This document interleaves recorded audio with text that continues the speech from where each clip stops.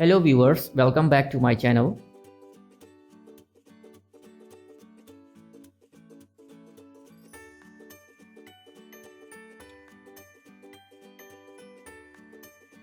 Today we will create an assembly file of Engine MKII in Siemens NX.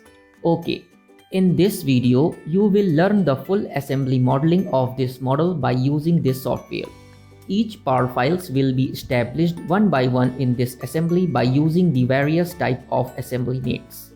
The design of this assembly has been taken from sample files of Autodesk Inventor. The animation of the internal components of this engine model has also been displayed at the end of this video. Okay, so let's start the tutorial. Now we will activate the new button from here.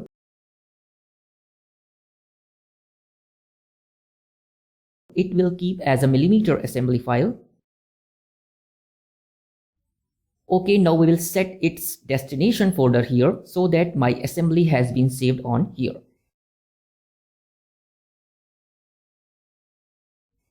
Enter the file name Engine MKII on here and click OK.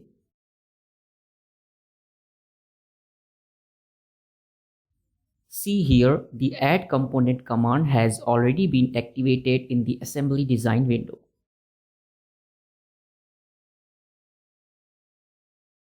At first, we will place the engine case rear file in this assembly. Okay, now we will select the file from the parts folder.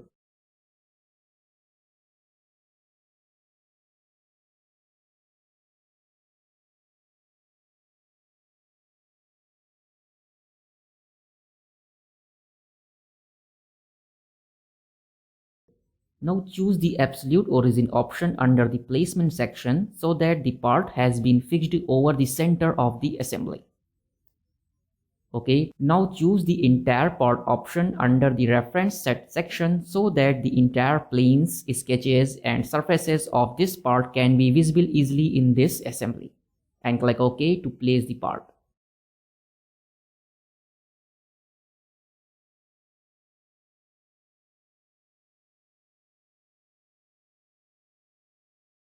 Now we will hide the visibility of all the visible work planes and sketches of the part by using the show and hide button.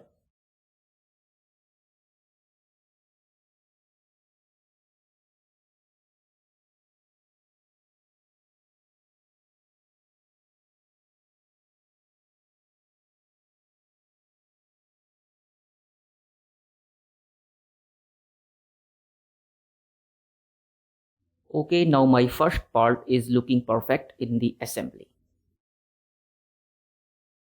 Now we will go on the render tab and choose the true shading button.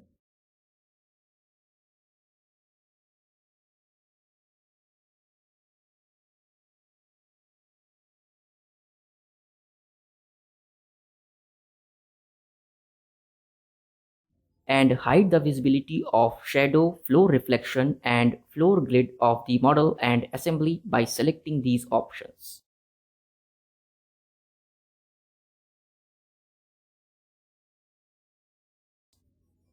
Okay, my assembly is looking perfect. The first part is not be fixed in this assembly. So I fixed this part by using the assembly constraints command in the following way.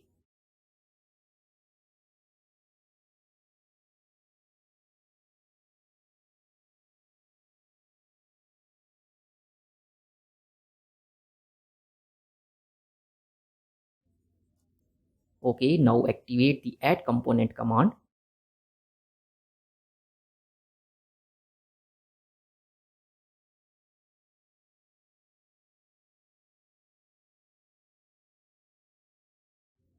And place the engine sleeve rear part file in this assembly. Okay.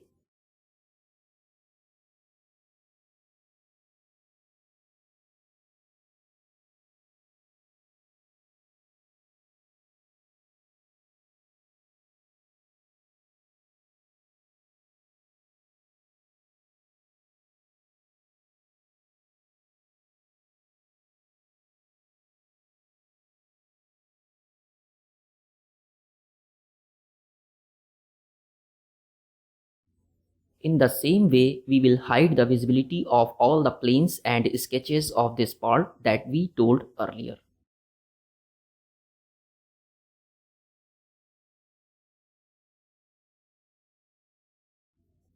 Now activate the assembly constraints command and choose the touch align button from here. Now choose the infer center axis option under the orientation section.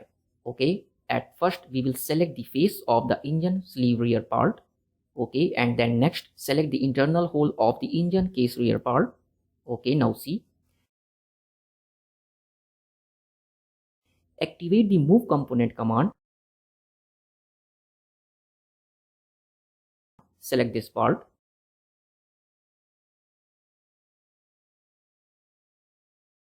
And drag its y-axis like this.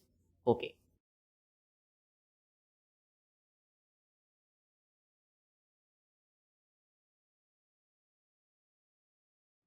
Activate the assembly constraints tool and select the YZ plane of the engine sleeve rear part.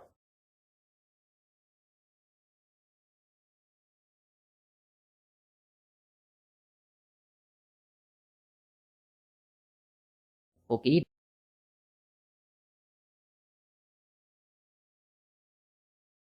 Then next we will select the YZ plane of the engine case rear part.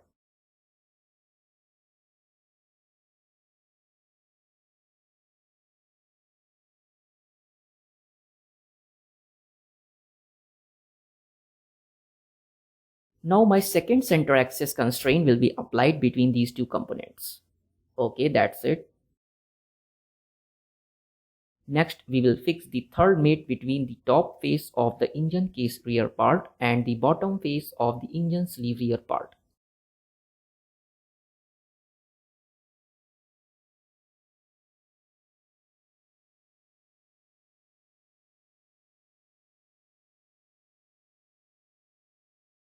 Now, hide the visibility of the entire assembly constraints by using Show and Hide button.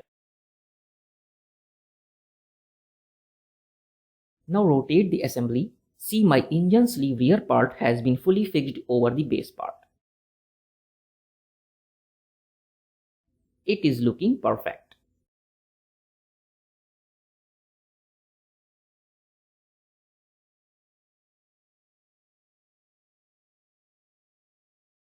So now we will place the rear exhaust manifold seal part on here.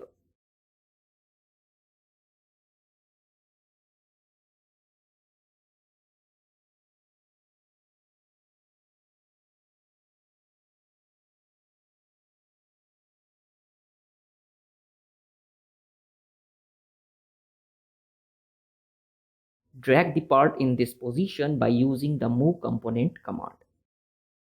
Okay.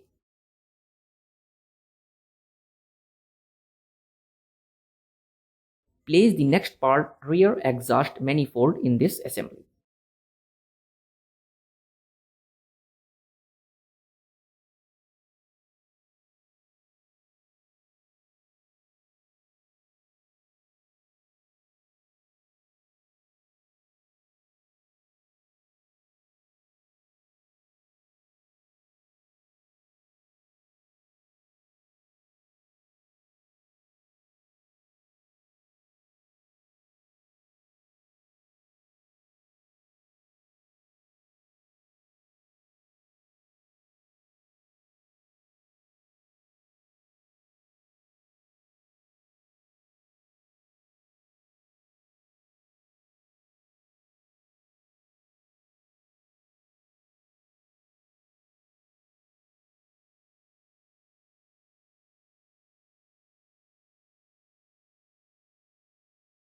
Select the Z-axis by clicking the CSYS of the assembly.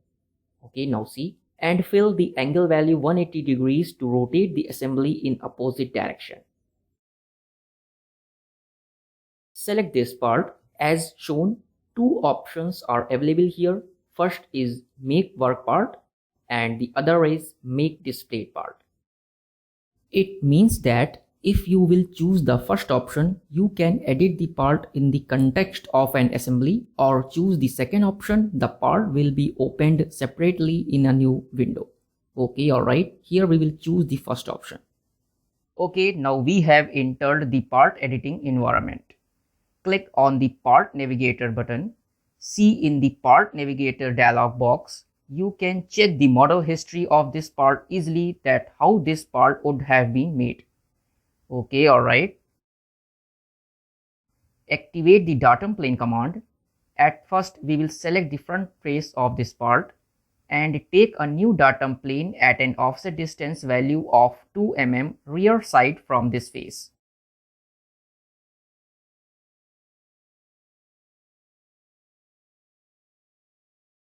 Click the Work on Assembly button to back the assembly environment.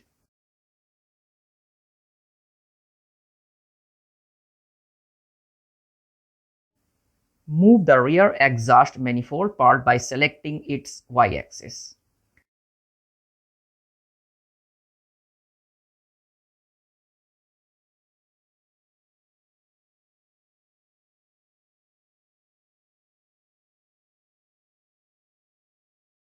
Now we will open the visibility of all the datum planes.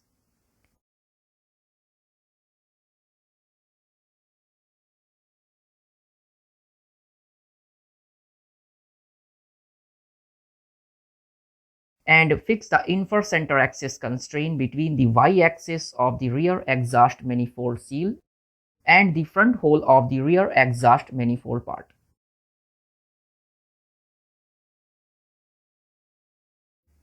Okay, now drag the rear exhaust manifold part in this position.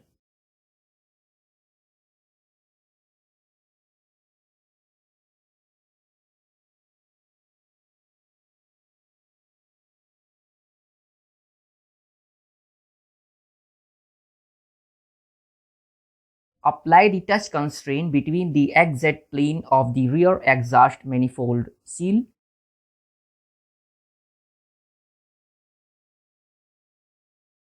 and the datum plane of the rear exhaust manifold part.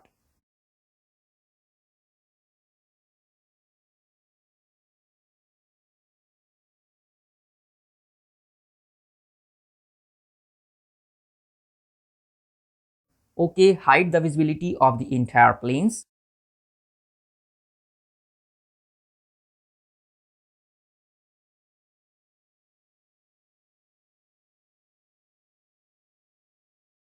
See here, the rear exhaust manifold seal part is placed over the rear exhaust manifold part.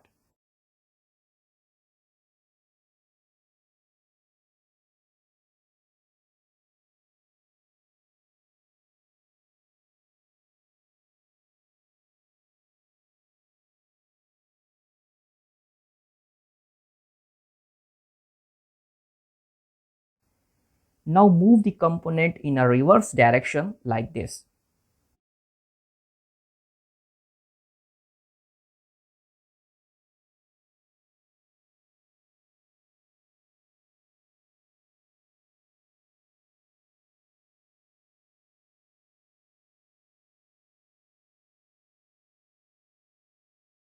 Now pick up the assembly constraints command.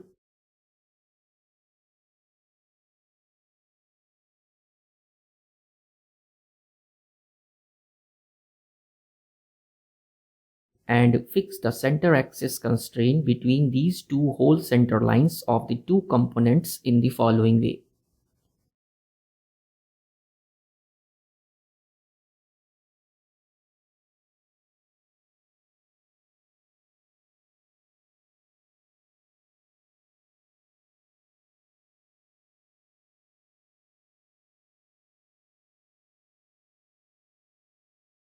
Okay, that's it. Now see.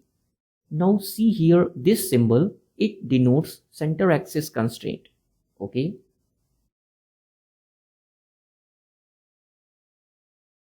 Now we will edit the base part.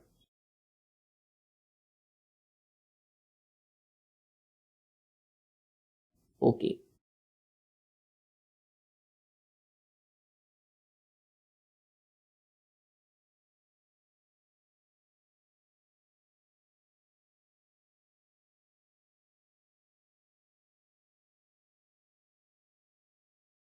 create a new datum plane in the mid of this slot.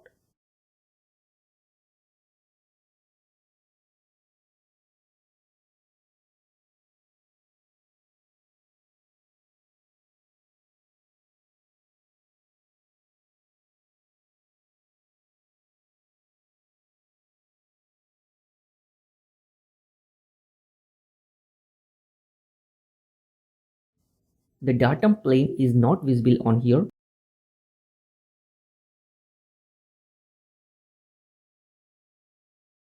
So I will back to the assembly and open this part separately by clicking the Make Display Part option.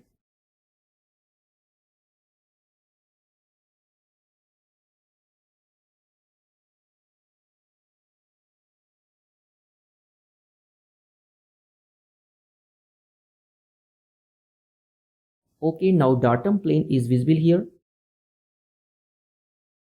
Back to the assembly.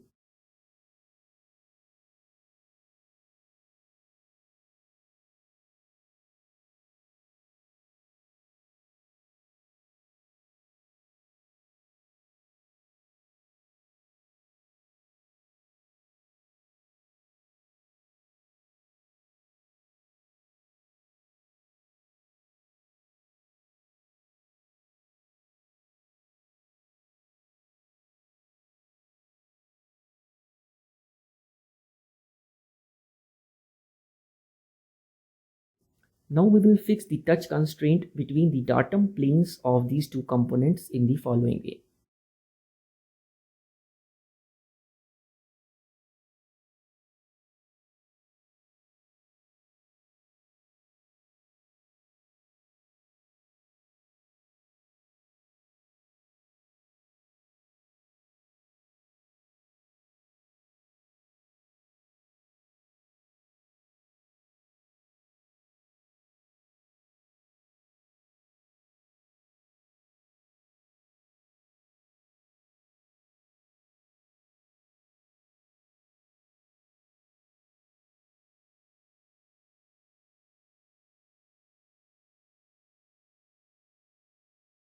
Hide the visibility of entire datum planes.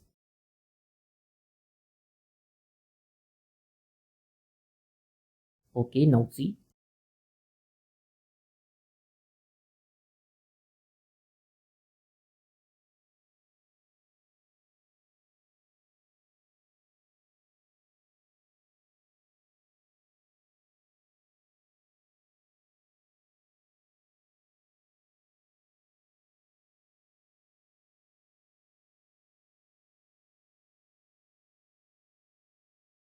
Now we will check this part by using the move component command.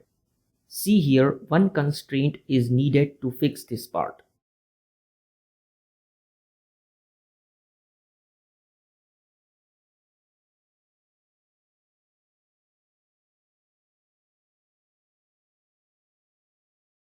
Okay, we have chosen the angle button from here. At first, we will select the whole axis of the rear exhaust manifold part and YZ plane of the engine case rear part.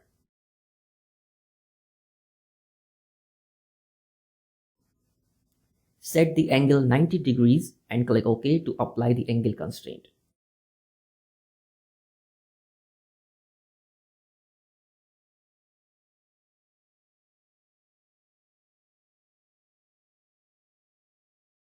This part is fully defined in this assembly. Okay, alright. Save the assembly.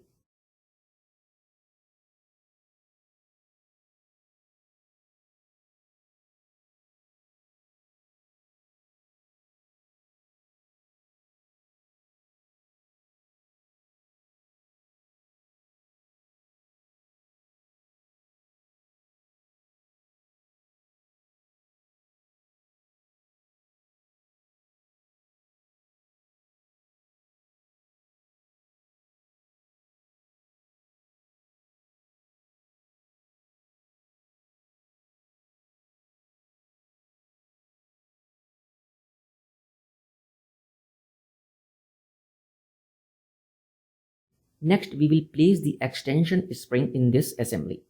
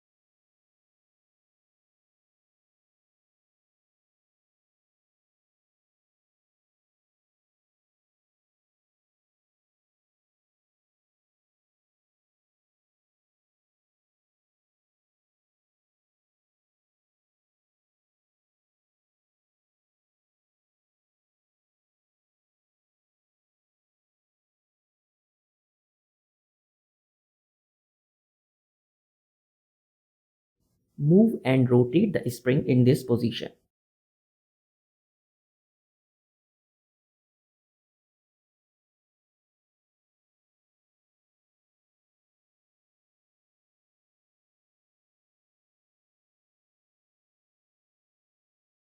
Now go to the spring part and edit the sketch 21.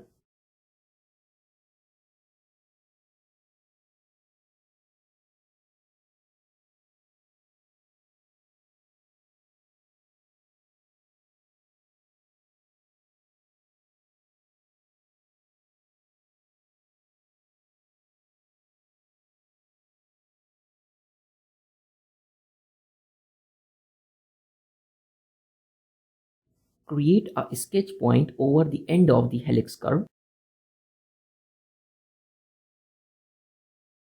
Okay, exit from the sketching mode.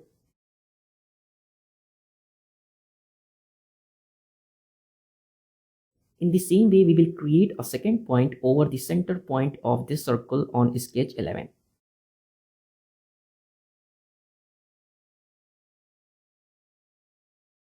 Okay, finish the sketch and back to the assembly.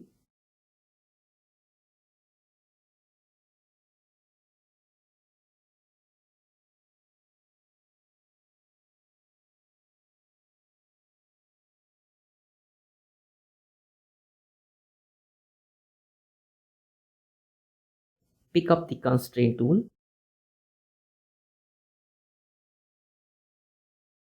and apply the touch constraint between this spring point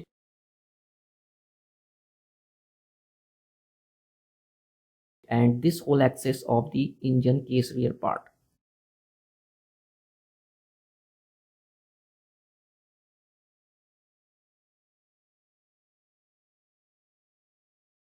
Now choose the static wireframe option and fix another touch constraint between this center point of the circle. Choose the shaded with edges option.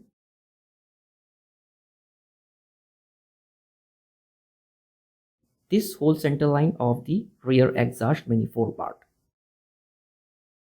Okay, that's it.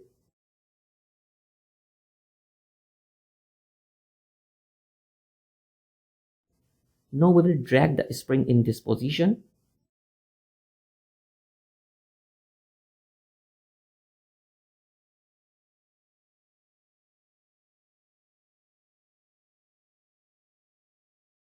We will fix the distance constraint between this point of spring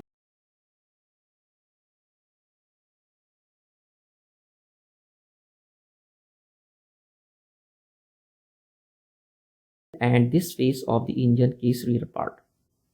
Give the distance value minus 0.5 mm and click OK to apply the constraint. Now choose the isometric view.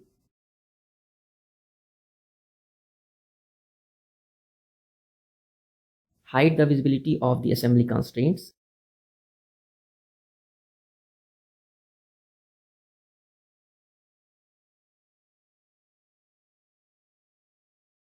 See, my extension spring has been properly fixed over the engine case rear part.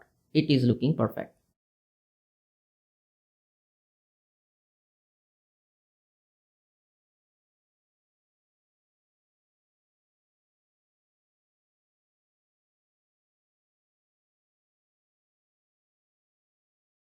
Now we will place the second copy of the extension spring in this assembly.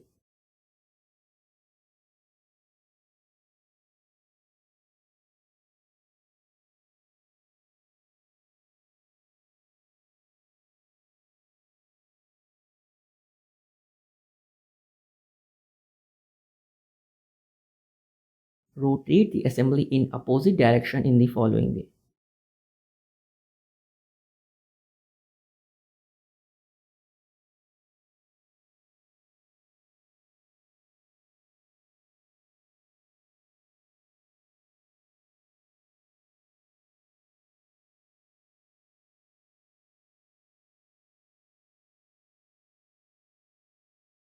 Fix the spring position on here.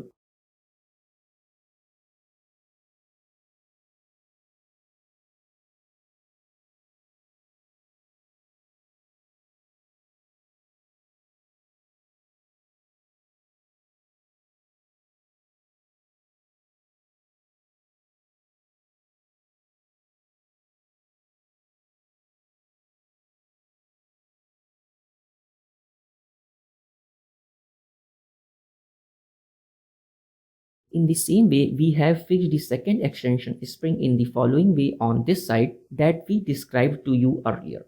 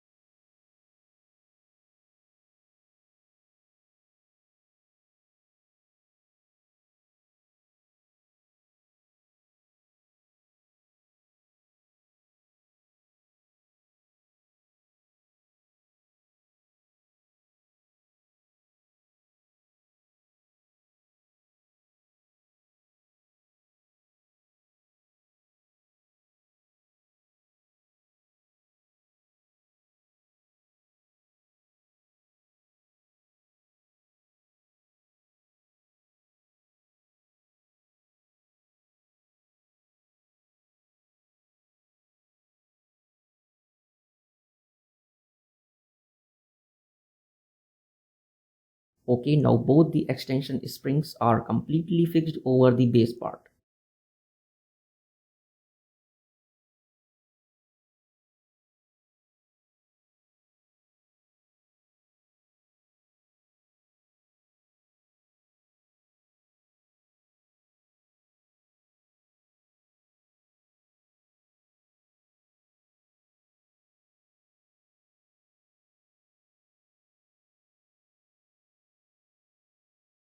Next, we will place the engine rear cover on here.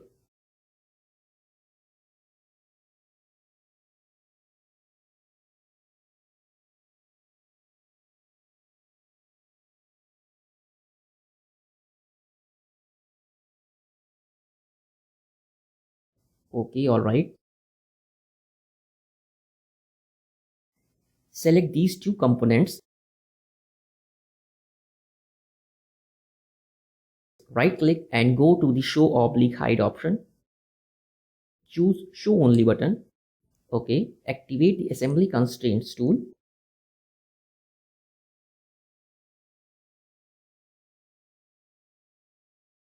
and apply the touch constraint between the center lines of these two components.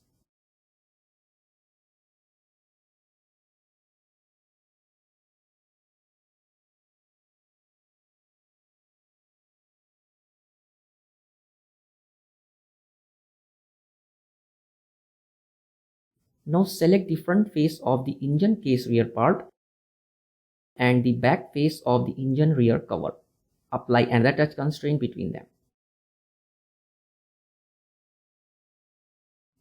Open the visibility of the coordinate system from here.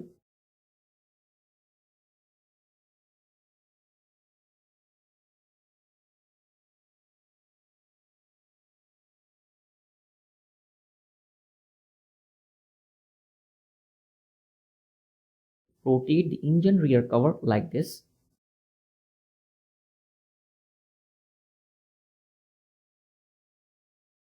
Now we will apply the touch constraint between the YZ planes of the engine rear cover and engine case rear part.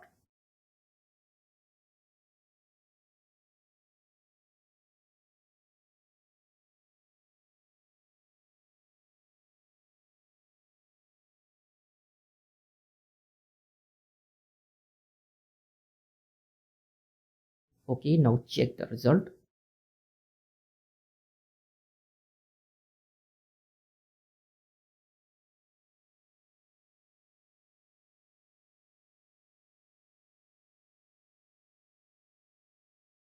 Now we will insert the 4 copies of the ISO 4762-M2 bolt in this assembly.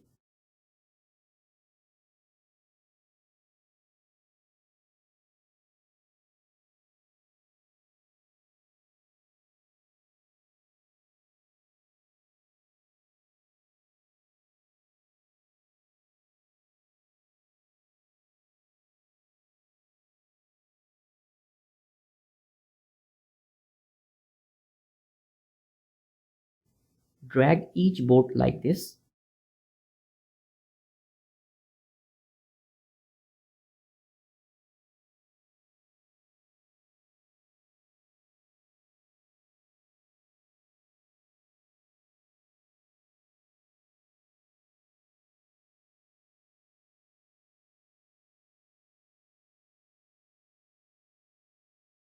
Fix all the bolts on the 4 holes of the engine rear cover by using the center axis constraint.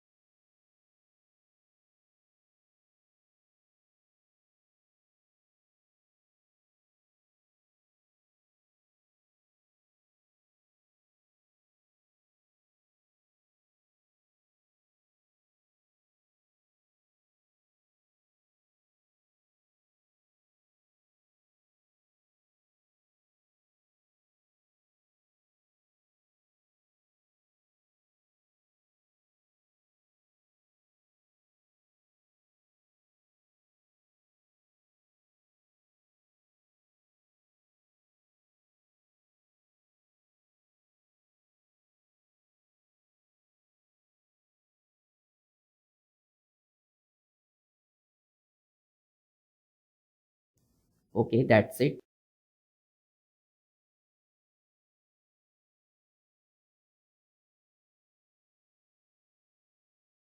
Open the visibility of all the remaining parts. Save the assembly.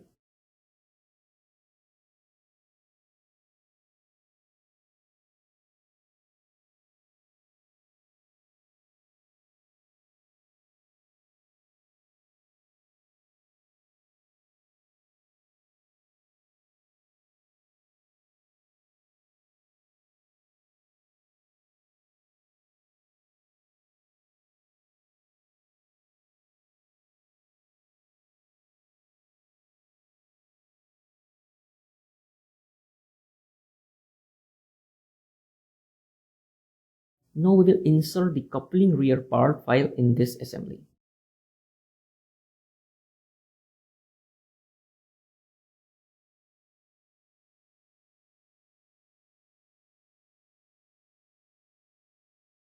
So let's activate the assembly constraints command and apply the infer center axis constraint between the whole axis of coupling rear and rear exhaust manifold part.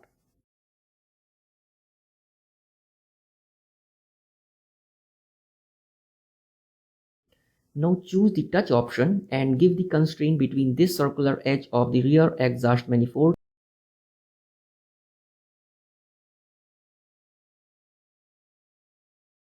and the back face of coupling rear part.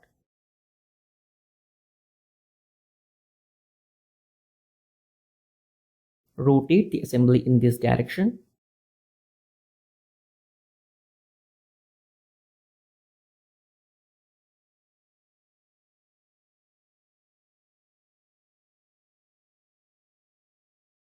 And activate the true shading button.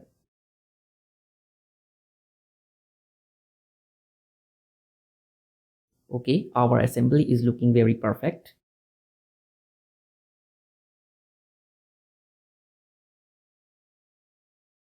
Now return to the normal view.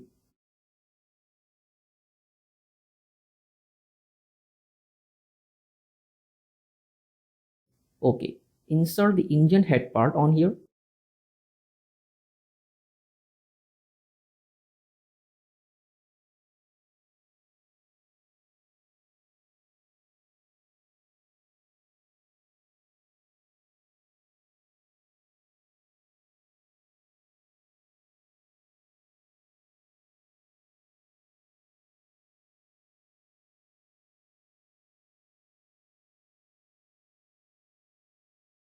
Next, we will place the compression button part.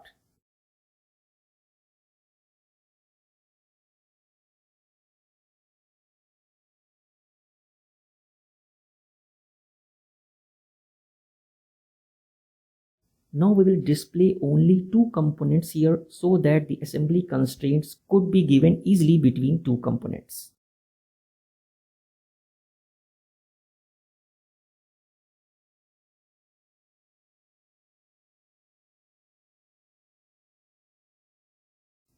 Rotate the compression button in this position. Okay. Apply the infer center axis constraint between these two whole axes of the component.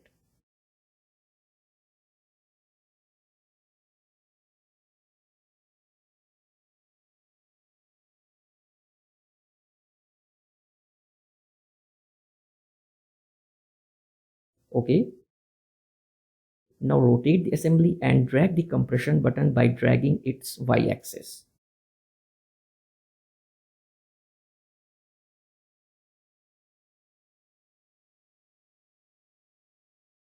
Select this internal face of the engine head and the top face of the compression button and fix the touch constraint between them.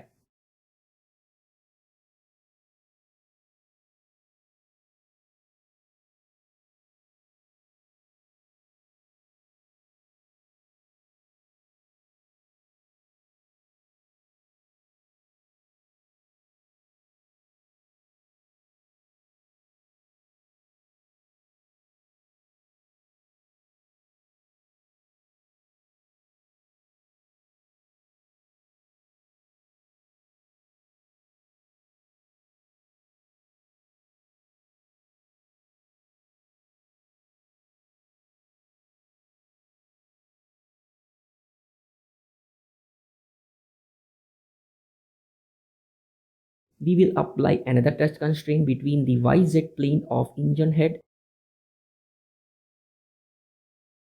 and XY plane of compression button. Okay, that's it.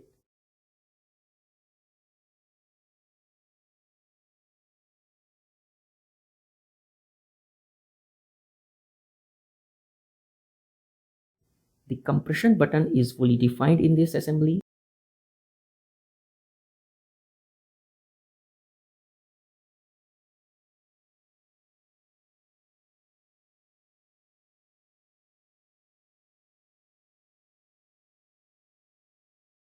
Show all the components in the assembly.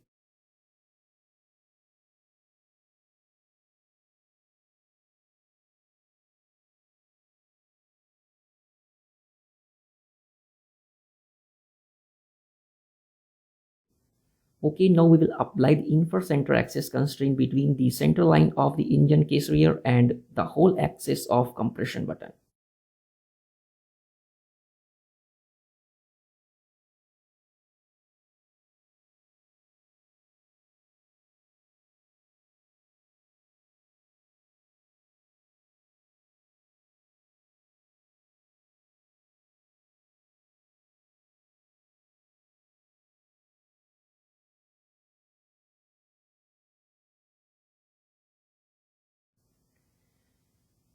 Activate the assembly constraints command. Let me choose the whole of engine case rear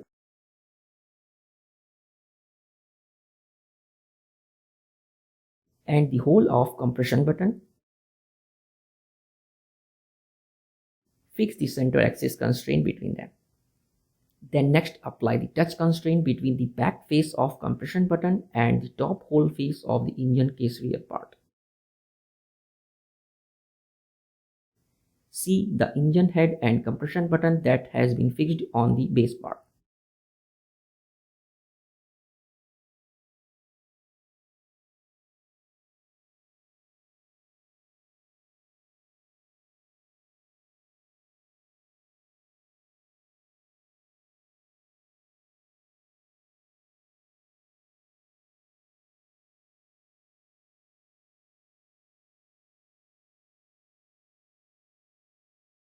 Okay, that's it. Now we will display a section view of this assembly by activating the clip section command like this.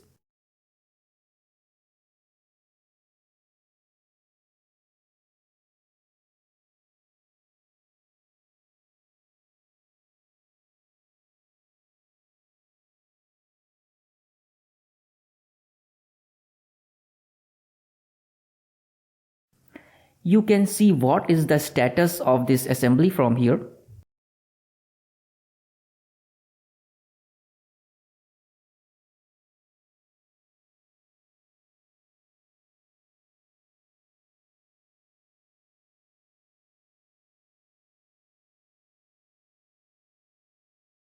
Okay, alright.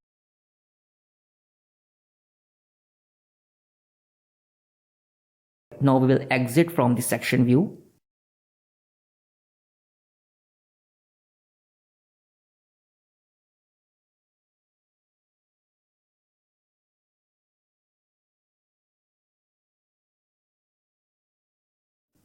Okay.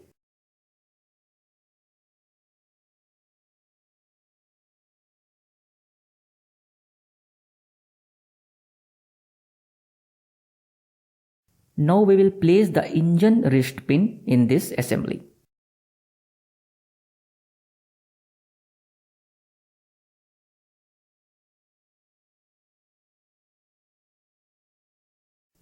Select the entire part option and click OK.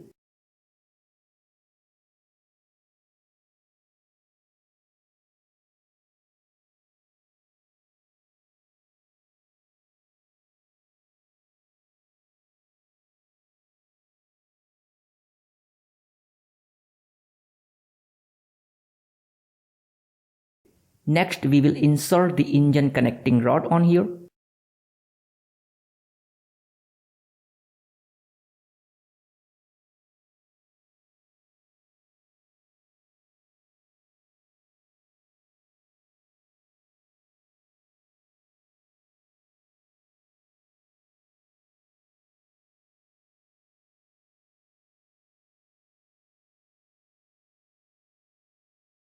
Place the part engine piston in the assembly.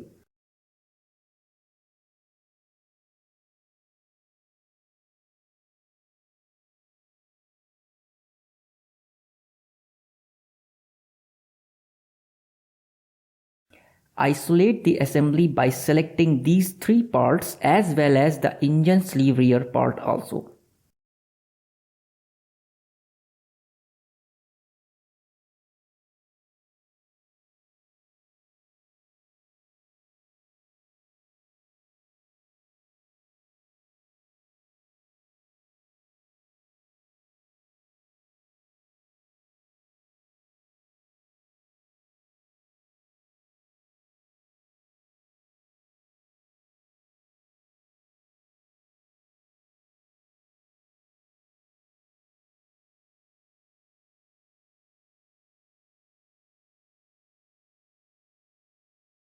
Now we will change the opacity of the engine sleeve rear part in the following way, so that whatever we give on the assembly constraints in the components, we can easily see it. Okay, alright, pick up the assembly constraints command.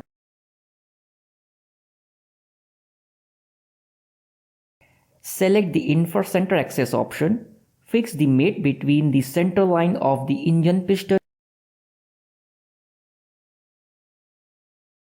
and center line of the engine sleeve rear part. Okay, see.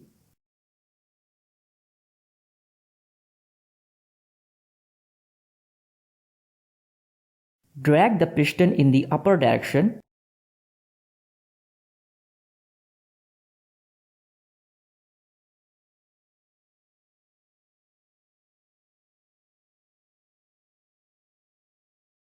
And show the entire datum planes in the assembly.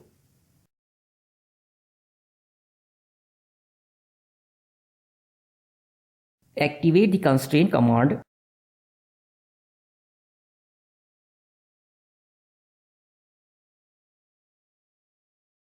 And select the XY plane of the engine piston part.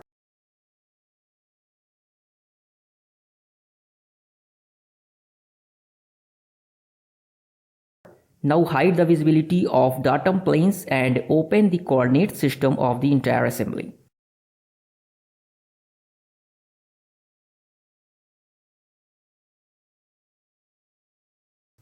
Next we will select the YZ plane of the engine sleeve rear part.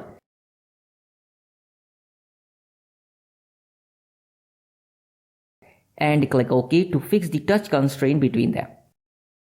Okay, alright, save the assembly.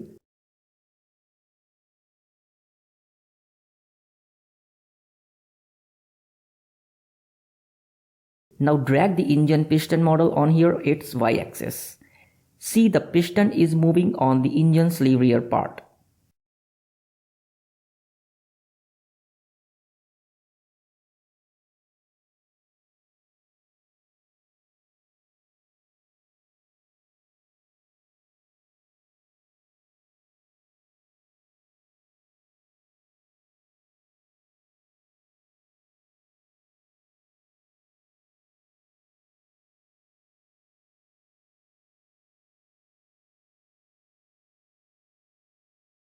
We will hide the visibility of the engine sleeve rear part.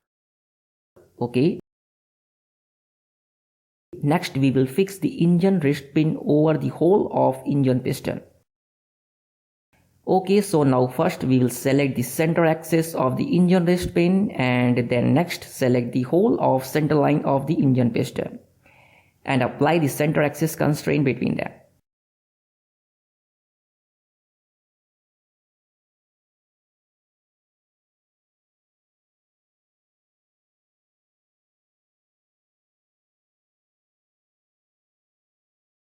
Now we will apply the touch constraint between the XZ plane of engine wrist pin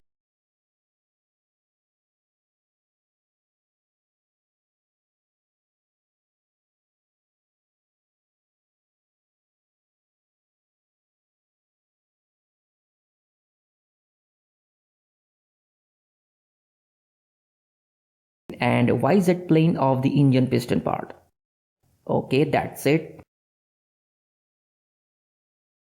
See here, my wrist pin has been fixed over the piston. It is looking perfect. Next, we will fix the engine connecting rod over the center of the engine wrist pin. Now pick up the assembly constraint command. At first, we will select this whole center line of the engine connecting rod. Okay.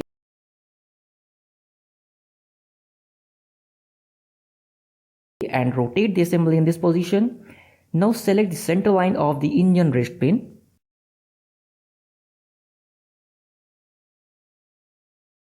And apply the center axis constraint between them.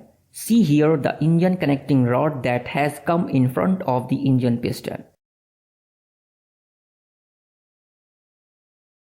Now move the connecting rod beside the engine piston, something like this.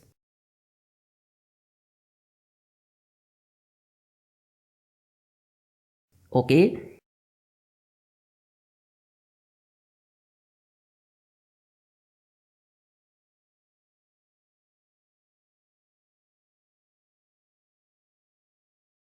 hide the visibility of the entire coordinate system,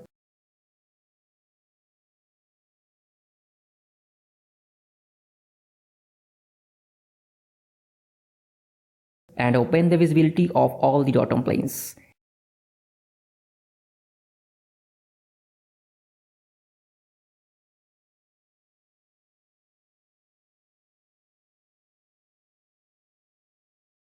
Now we will apply the touch constraint between this mid plane of the engine connecting rod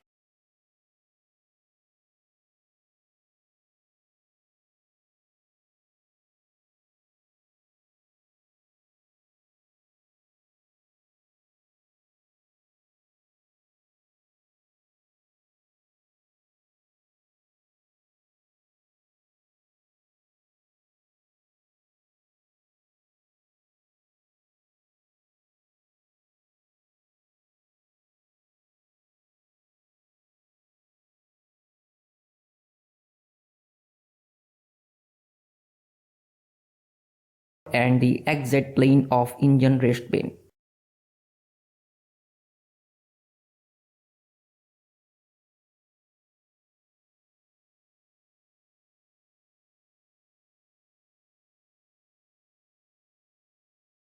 Okay, that's it. So let's check the constraint on here.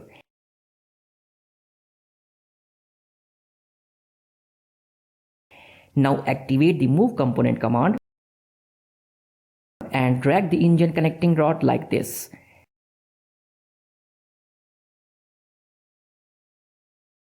See, it's working perfectly on here. It is looking very nice.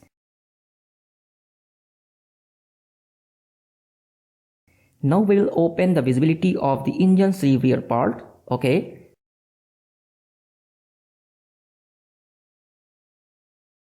Drag the component once again.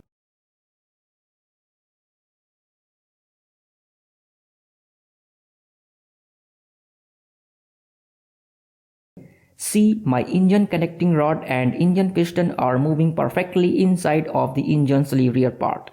Okay, it looks great.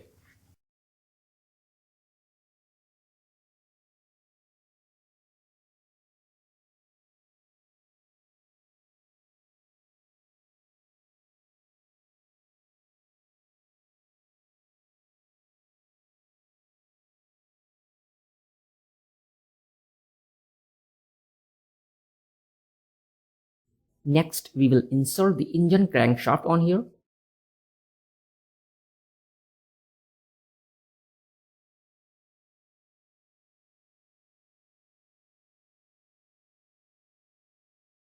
Place the part engine crankshaft in the assembly.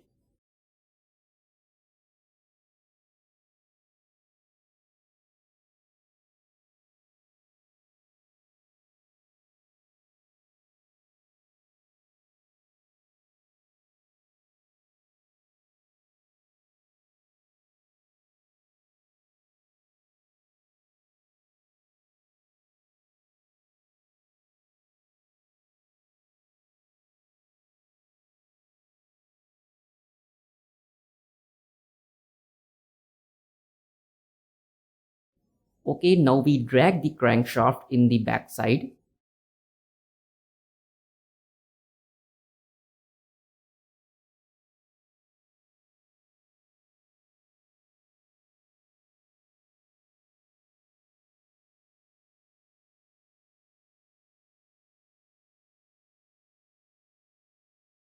Next, we will insert the SKF bearing in the assembly. The bearing number is STN024630.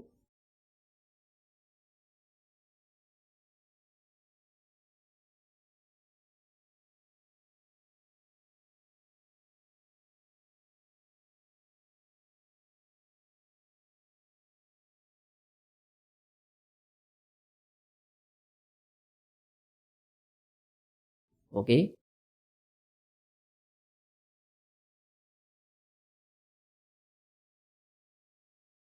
Now insert the second bearing here. The number is DIN625 SKF 61800.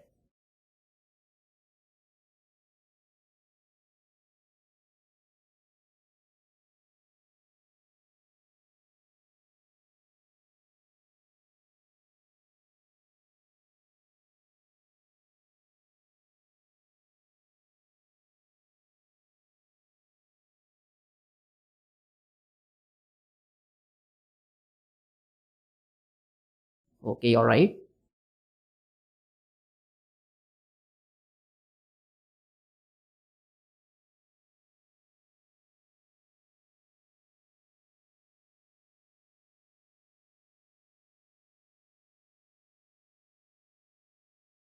Pick up the assembly constraints command and choose the infer center axis option. At first, select the whole axis of this bearing and OK. Next, select the back cylindrical surface of the engine crankshaft. Then apply the infer center axis constraint between them. OK, now see. Next, we have selected the front face of this bearing and the back face of the engine crankshaft. Okay, then apply the touch constraint between them. Okay, that's it. In the same manner, we have fixed the second bearing over the back side of the engine crankshaft like this.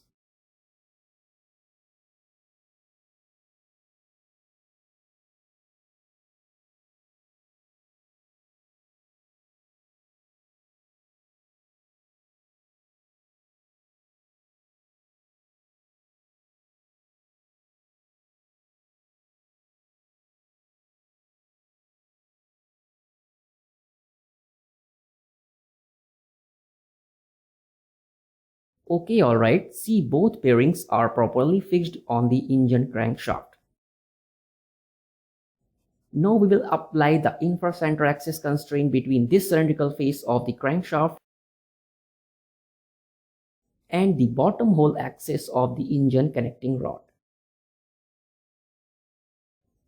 Okay, now see here my engine crankshaft that has come in front of the engine connecting rod by using this constraint.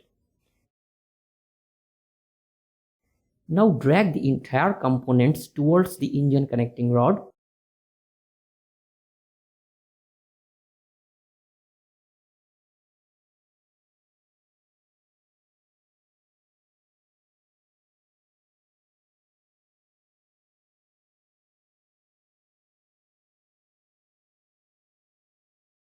Rotate the assembly in opposite direction.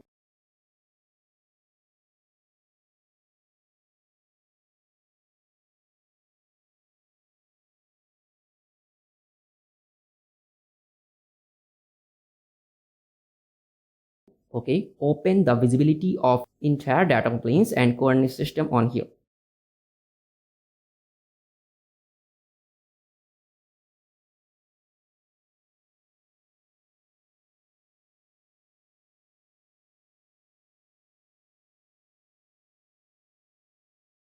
Activate the move component command.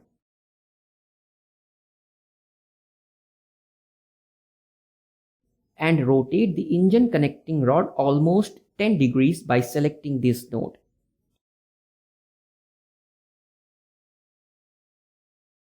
Okay, alright. Now we have to choose the angle constraint from here. At first, we have selected the YZ plane of the engine case rear part.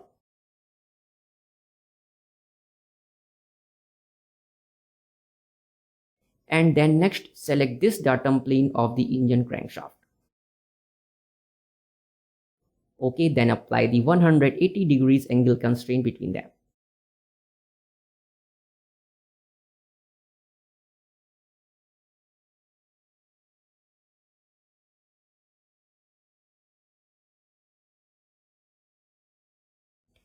We have given the angle mate here so that when the internal components are moved in the engine case rear part, it will stand upright. Okay, alright.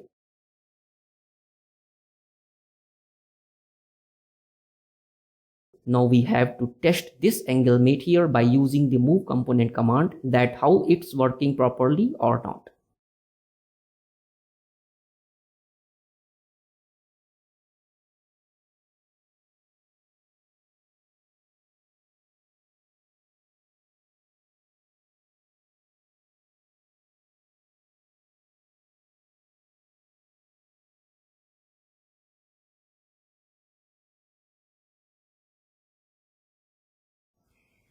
Click on the Constraint Navigator button.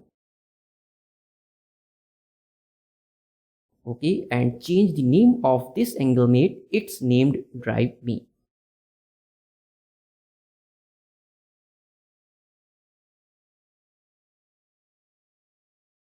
Okay, alright.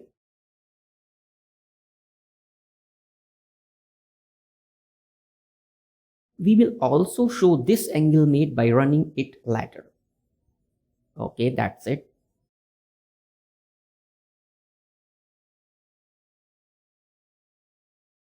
Okay, save the assembly.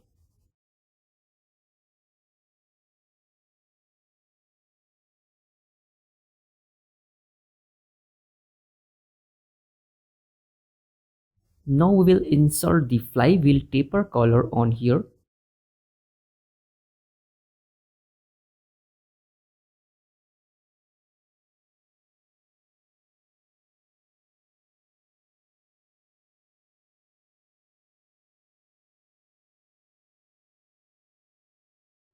As well as place its washer also.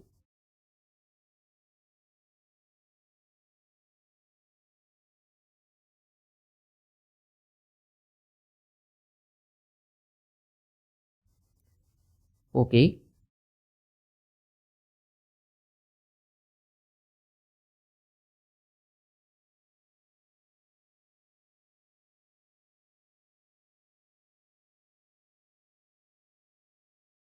Rotate the flywheel taper collar in an opposite direction.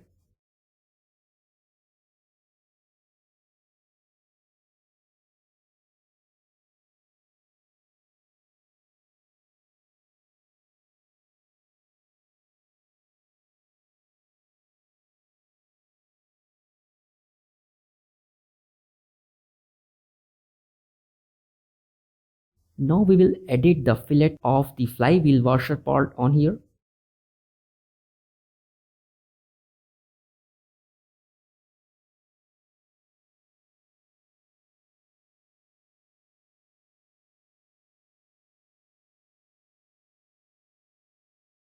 Okay, alright.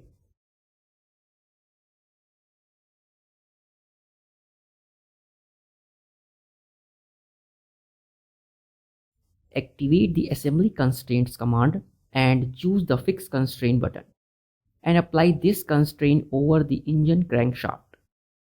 Okay, that's it.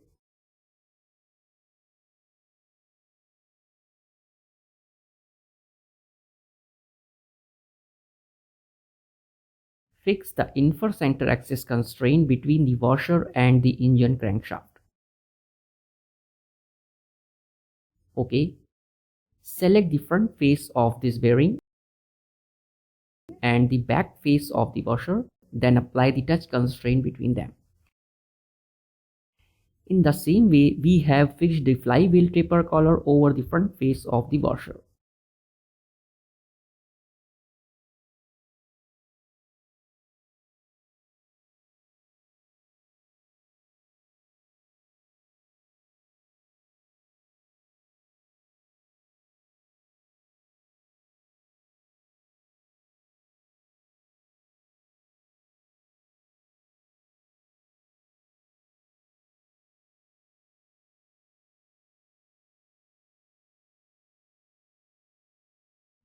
Okay, now see, we will suppress the fixed constraint from here and save the assembly.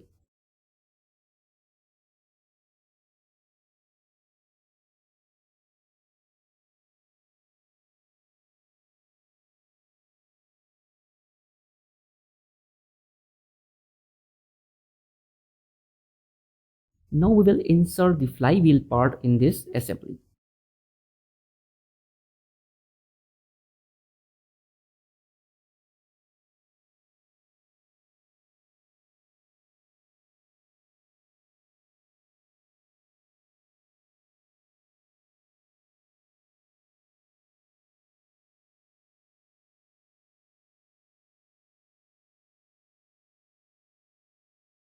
Reactivate the fixed constraint from here.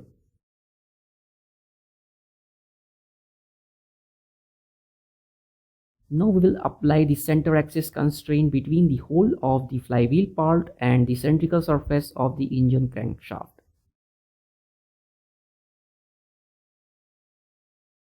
Now drag the flywheel in this direction. Okay. And apply the touch constraint between the front face of the flywheel taper collar and the inner hole face of the flywheel part.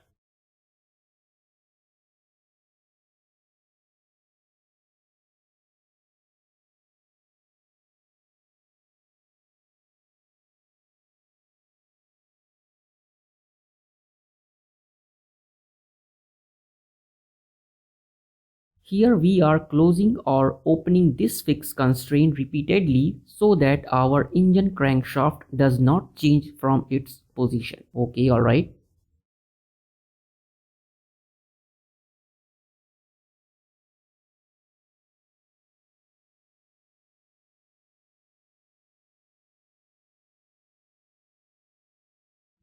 Activate the move component command and rotate the flywheel part almost 15 degrees by selecting this node. Okay, alright.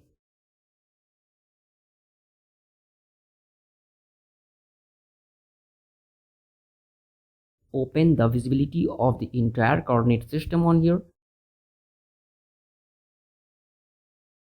Isolate the assembly by selecting the engine crankshaft and flywheel.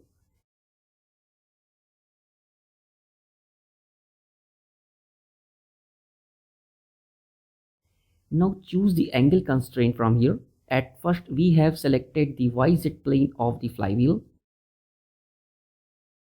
And then next select the YZ plane of the engine crankshaft. Okay, alright. Now fill the angle value 180 degrees in the angle area. Then apply the angle constraint between these two datum planes. Okay, that's it.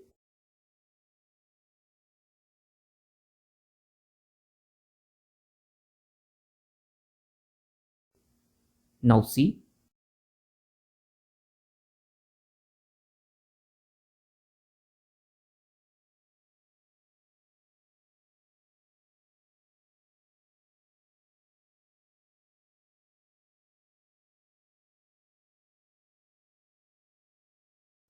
We will suppress this angle constraint. Okay, alright. Now we will open the visibility of these selected components. Okay.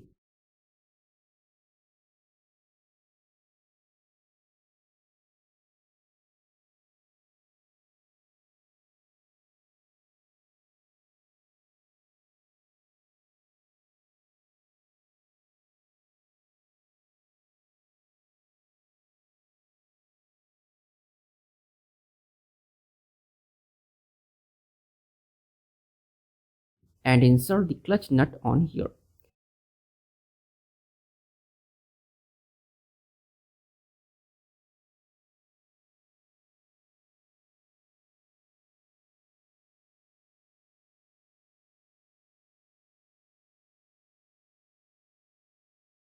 Open this part separately and change the color of this part.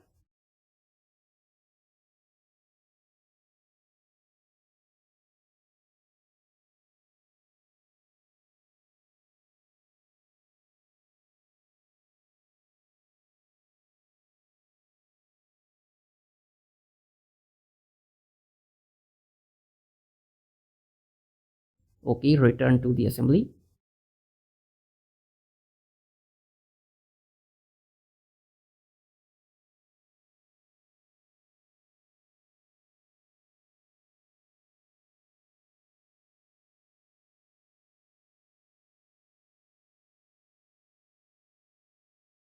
Fix the clutch nut part over the flywheel in the following way.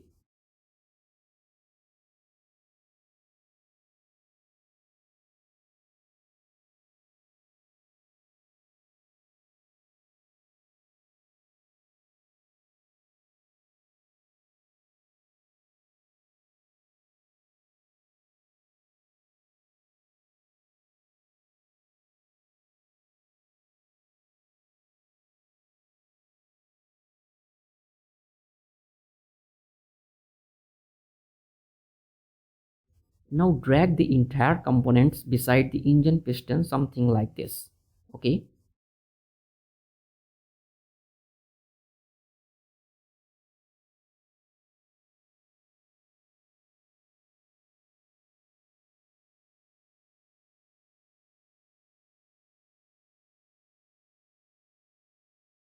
And open the visibility of the entire datum plane from here.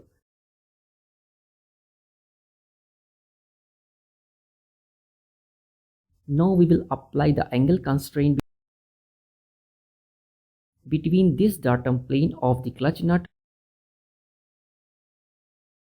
and this datum plane of the engine crankshaft. Okay, and fix the angle value 30 degrees and click OK to apply the angle constraint.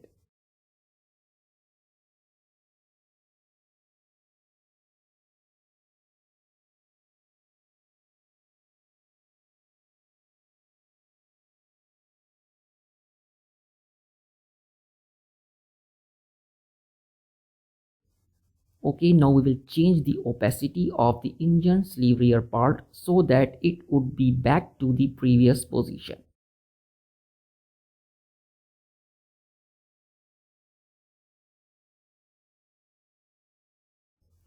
Now we will open the visibility of the entire hidden components of the assembly.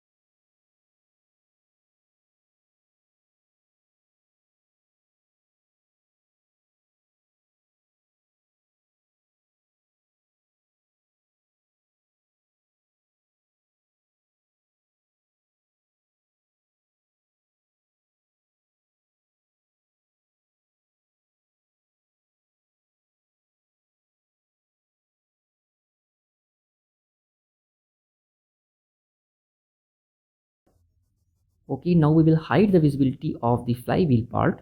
Finally, we will give two more assembly constraints between the bearing and engine case rear part. Okay.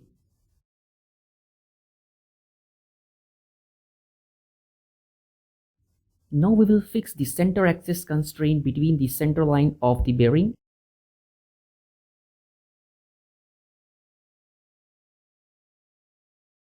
and this whole axis of the engine case rear part.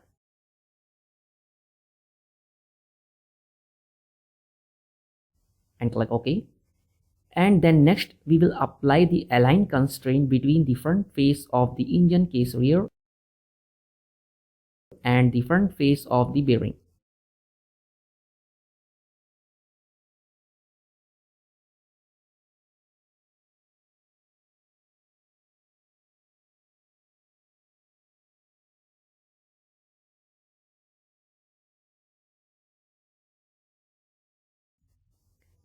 Now we will open the visibility of the flywheel part. Okay, that's it. Now see.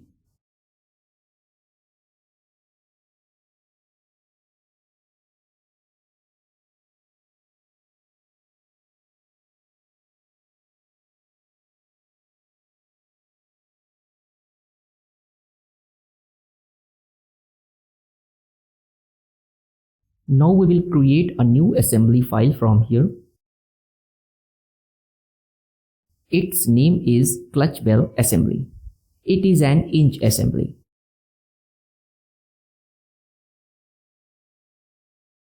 Click OK.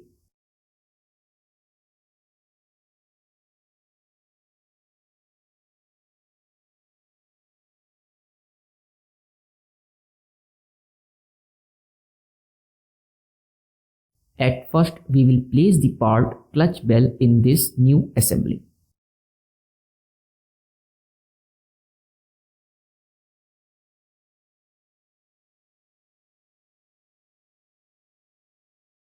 Okay, alright.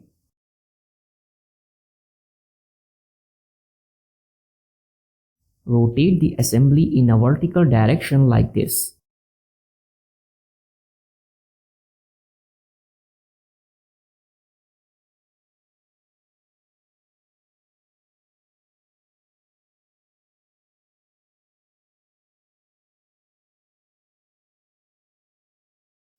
And give the fixed constraint over this part.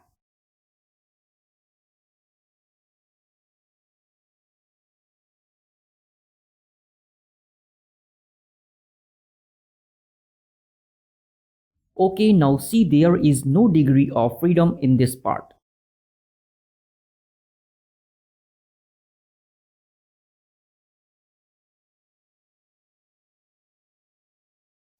Next, we will place the clutch gear 24 teeth part on here.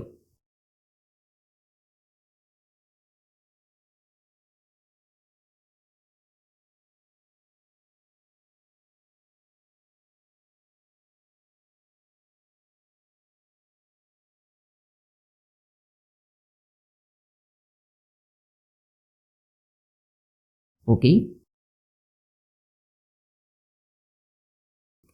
Apply the infer center axis constraint between both center hole axes of these two components.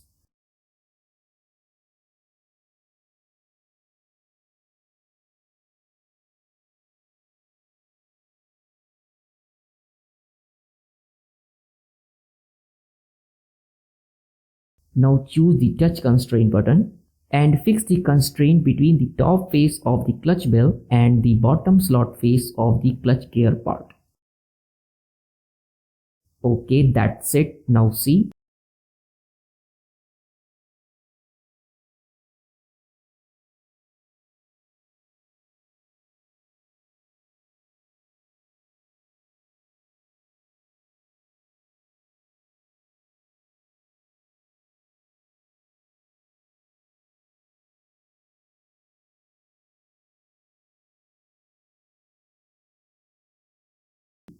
Next, we will place the clutch gear 20 teeth part on here.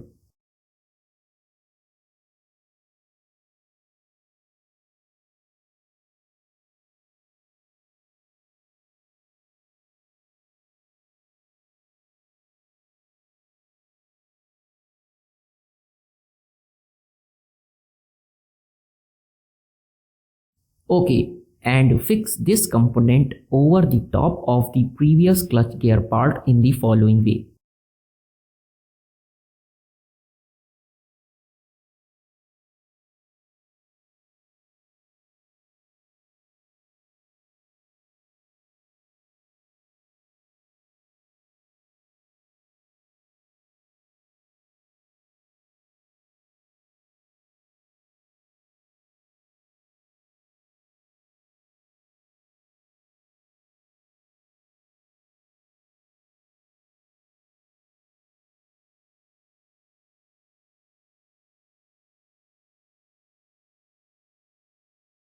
Now we will change the color of both gears like this.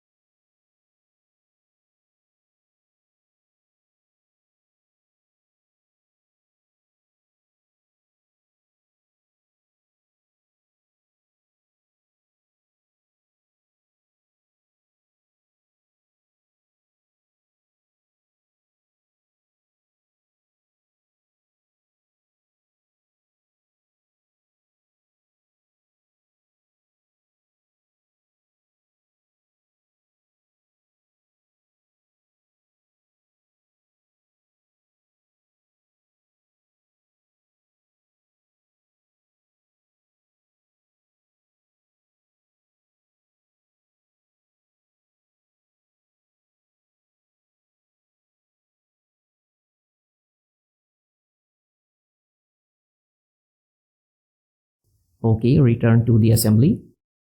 It is looking perfect.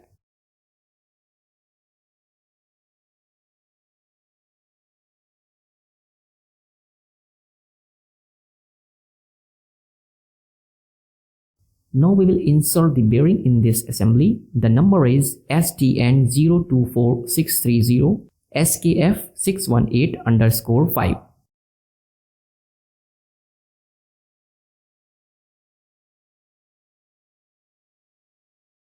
Okay, alright.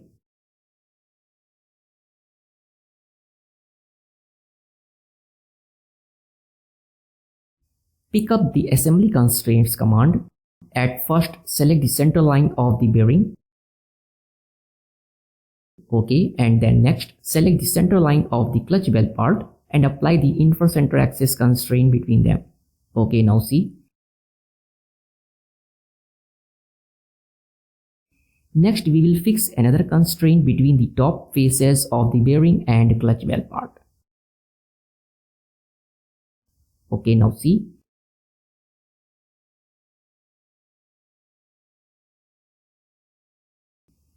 Now we will insert another copy of the bearing here.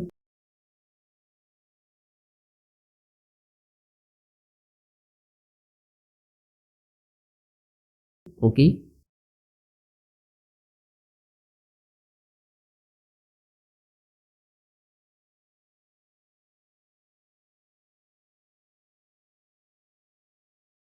And fix the second bearing over the rear side of the clutch bell part in the following way.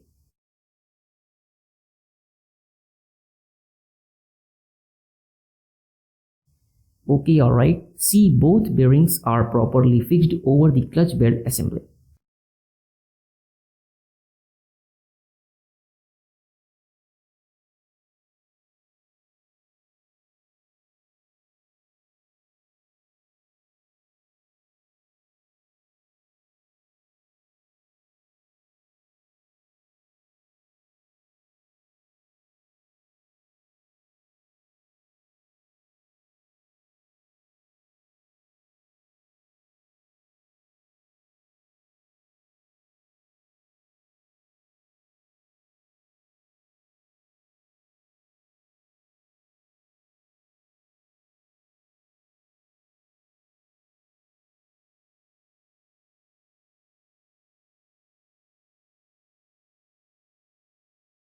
Okay, that's it. My assembly is completed here, so close the file.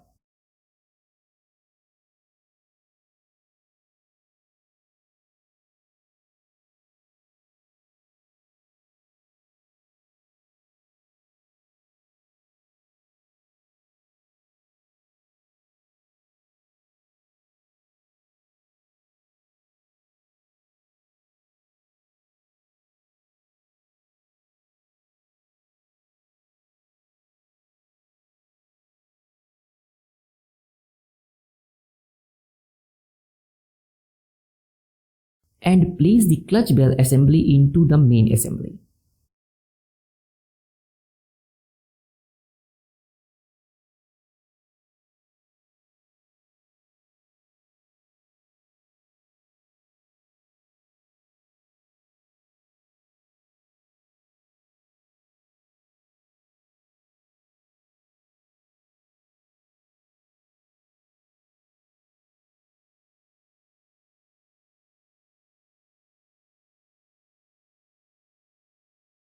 Now we will apply the infer center axis constraint between the center line of the clutch bell assembly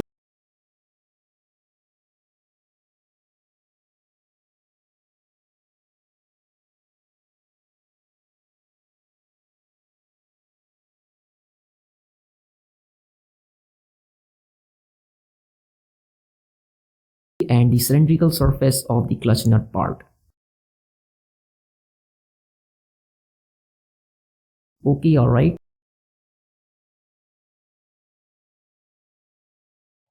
Now we will go on the Constraints Navigator tab, where you will see all the assembly constraints kept separately. Now we will delete the fixed constraint of the engine crankshaft component on here. Okay, alright.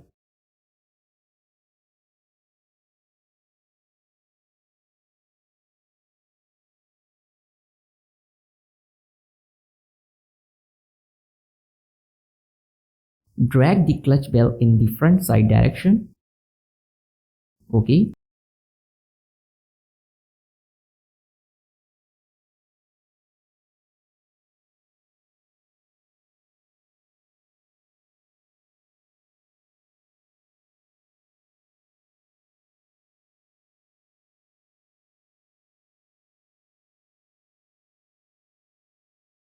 and fix the concentric constraint between this circular edge of the clutch nut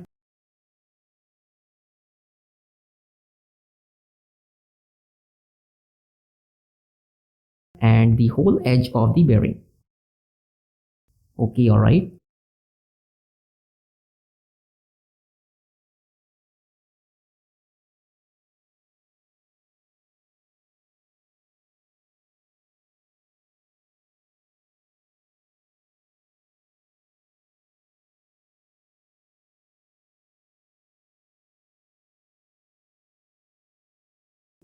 Now we will insert the washer on here.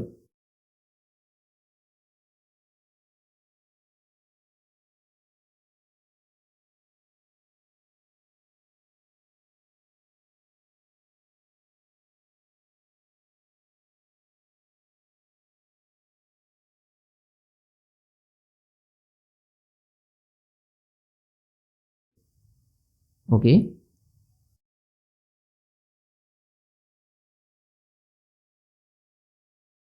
Rotate the washer in this direction.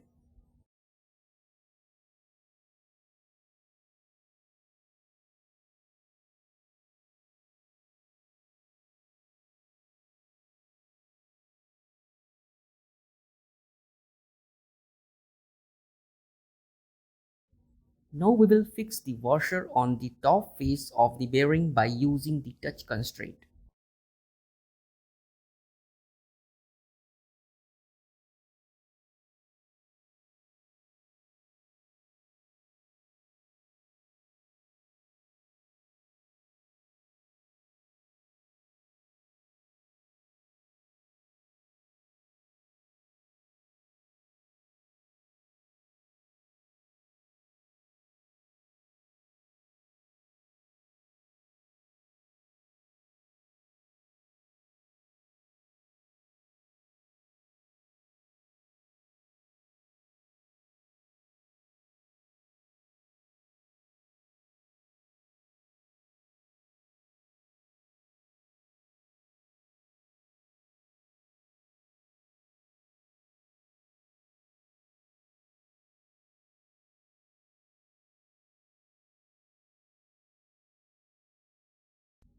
Okay, that's it. The washer is properly placed on here.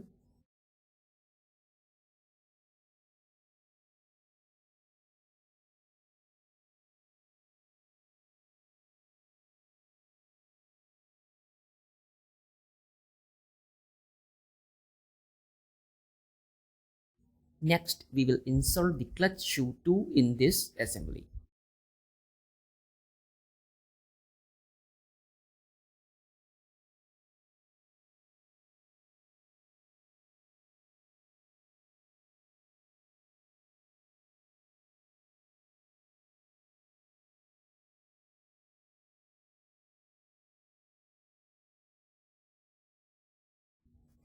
Rotate the part in this direction.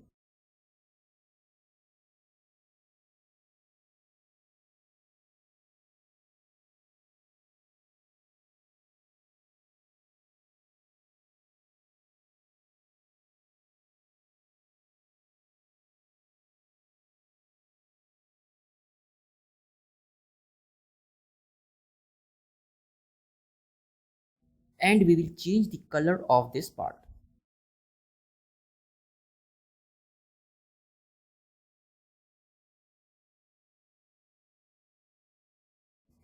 Hide the visibility of the clutch bell assembly.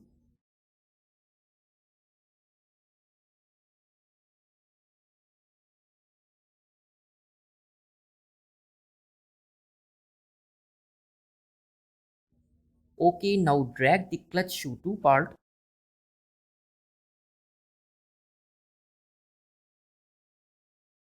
and apply the infer center axis constraint between the whole axis of the clutch shoe 2 and the pin of flywheel part. Now we will select the clutch shoe 2 part, right click. I will select show only option.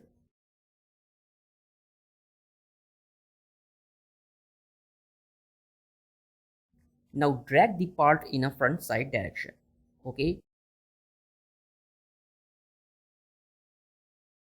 Now I will open the visibility of the flywheel part and apply the touch constraint between the front face of the flywheel and the back face of the clutch shoe 2 part.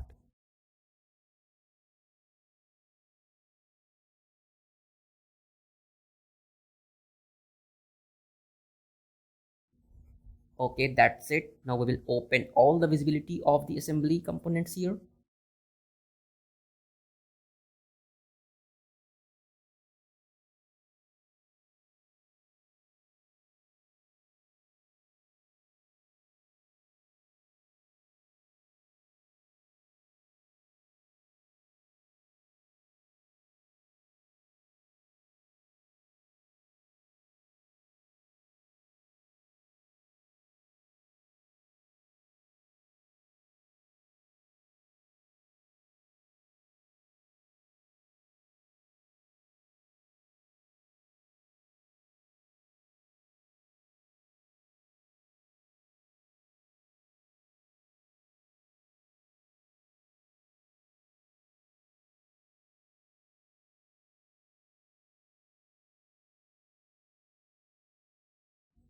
Next, we will fix the angle constraint between the YZ plane of the clutch shoe 2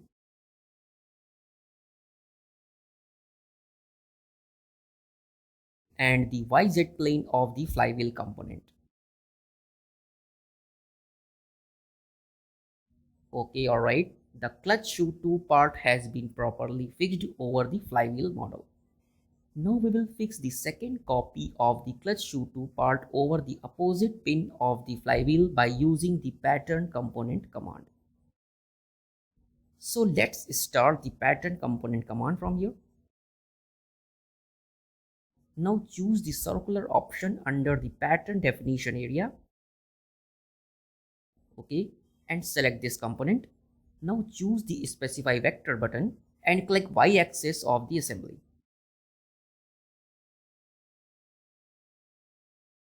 Okay, now I will choose the center point of the flywheel. See here the pattern preview of the clutch shoe 2 part is visible in the assembly. Now we will fix the count value to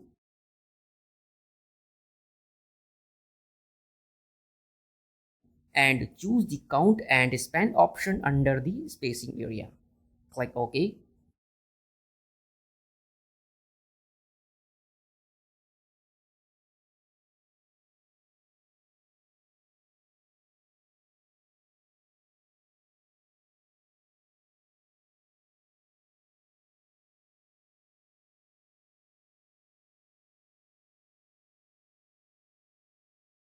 Now see my pattern feature has been successfully created on here. Okay, that's it. Now we will open the visibility of the entire assembly components.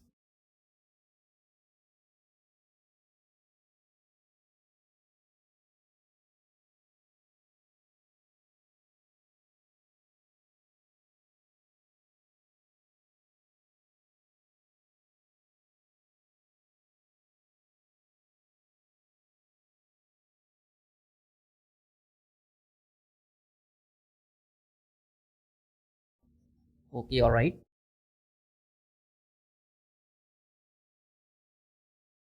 Now we will create another new assembly file.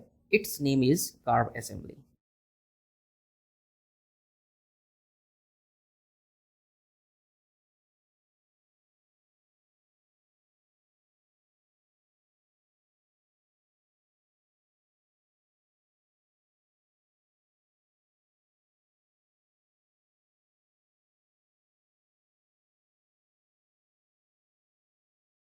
Now place the part carb in this assembly.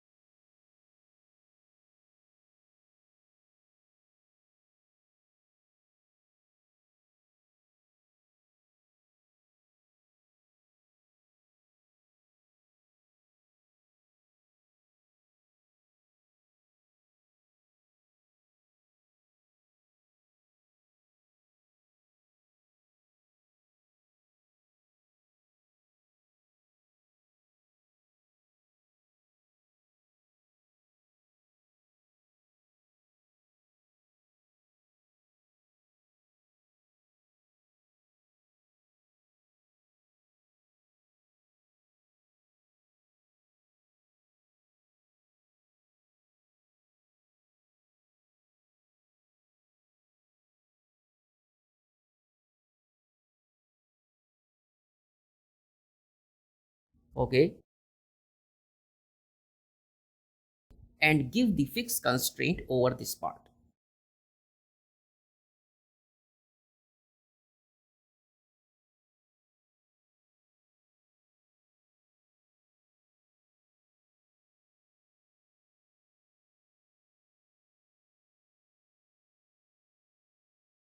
Now we will set the position of the assembly like this.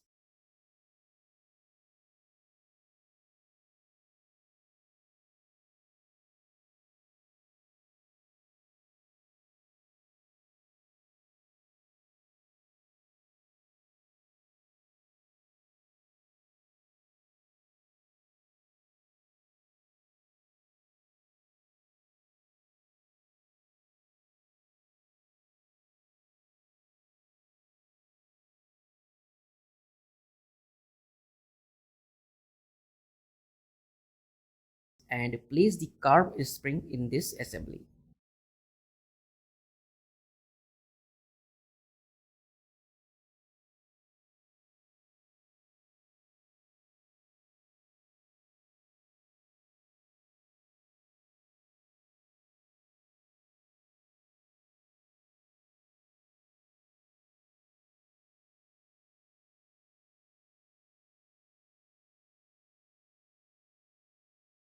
Pick up the assembly constraints command. Now select the center line of the spring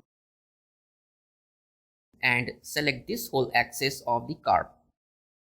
Okay, and apply the touch constraint between them. Now we will apply another touch constraint between the front face of the spring and the whole face of the carb.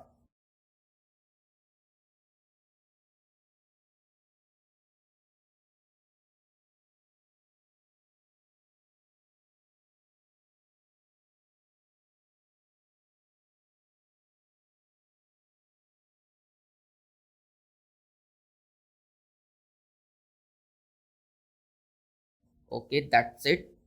The spring is placed on here.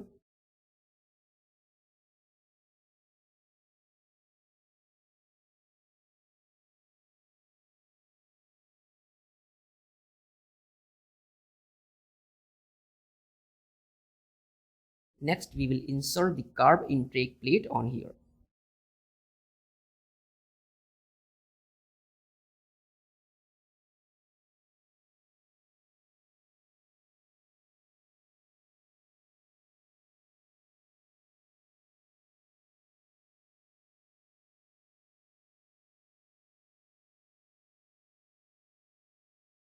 Rotate the plate something like this.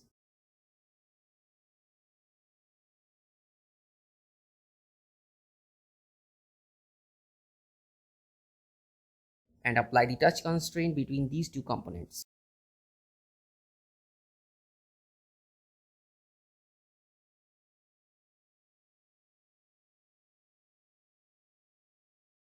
Now we will apply the infer center axis constraint between both the whole axis of the components.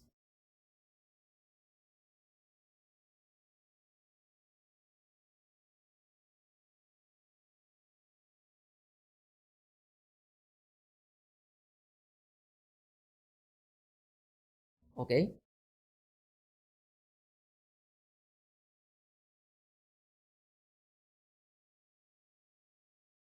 Now we will apply the angle constraint between these two faces.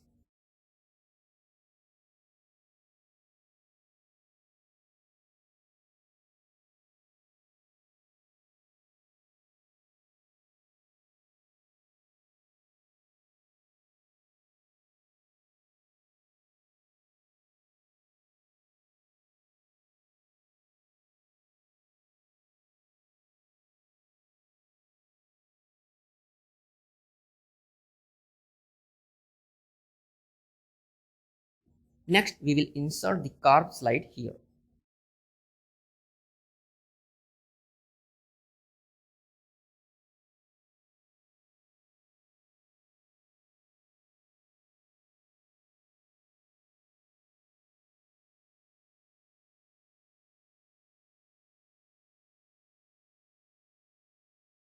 Rotate the carb slide in this position and drag it beside the carb assembly.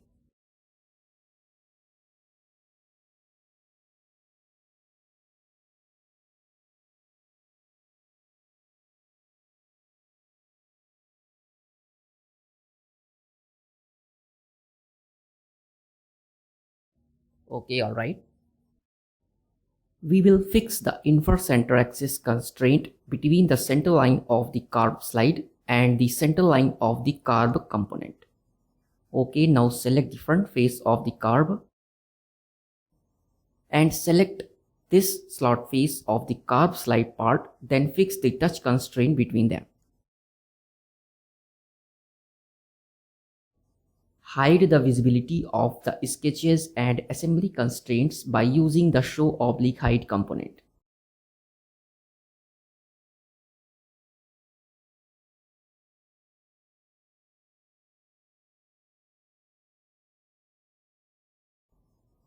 Okay, now see the carb slide is moving on here, so we will fix it by using the angle mate in the following way.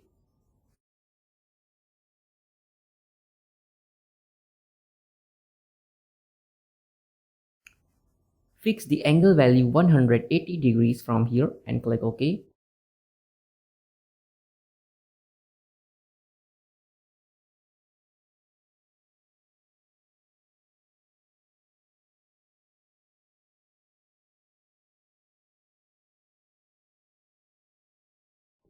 Now we will insert the carb intake nipple in this assembly.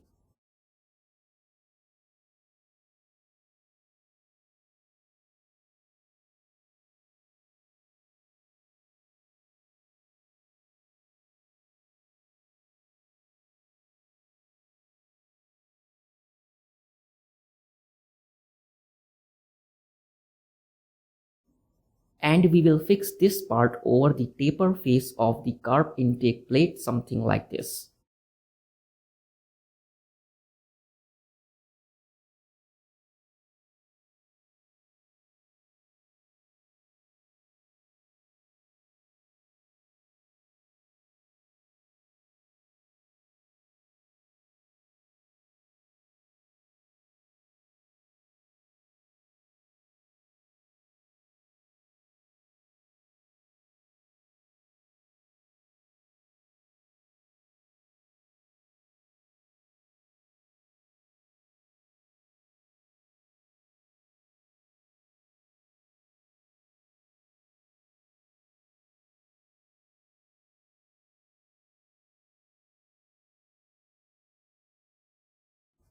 Now we will place the carb slide boot component on here.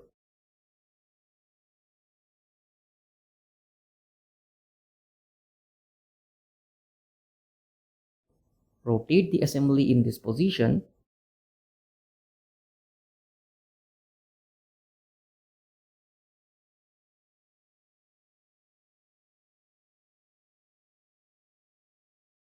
Apply the center axis constraint between this circular face of the carb slide and the whole axis of the carb slide boot.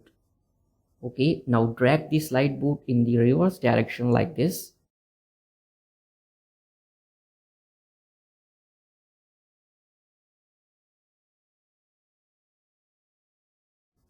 Okay, that's it.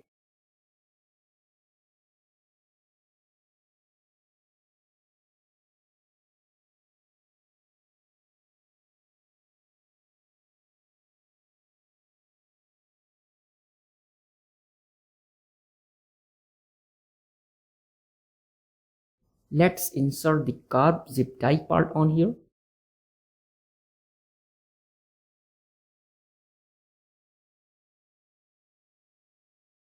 Rotate the part in a vertical position.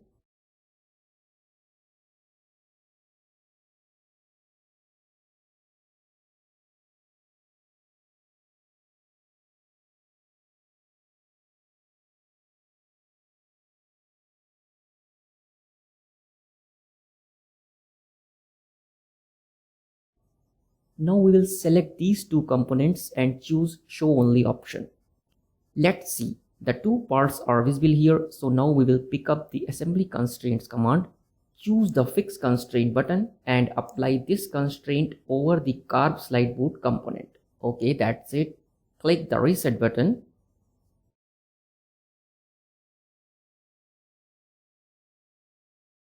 Now drag the carb zip tie part beside the carb slide boot part like this.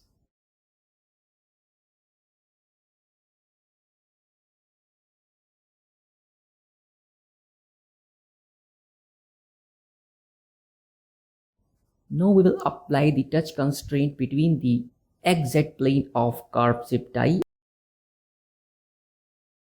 and XY plane of the Carb Slide Boot. Okay, alright.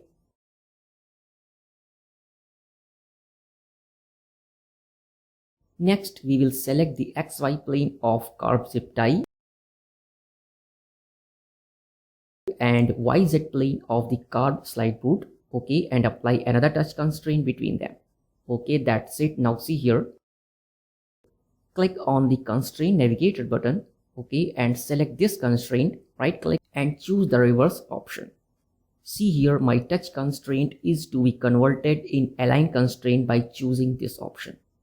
Okay, alright.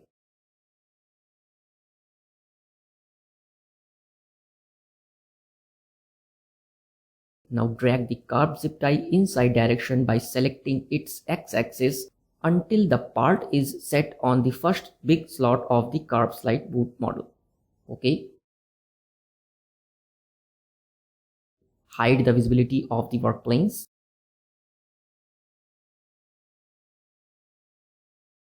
Now we will open the visibility of the entire assembly components.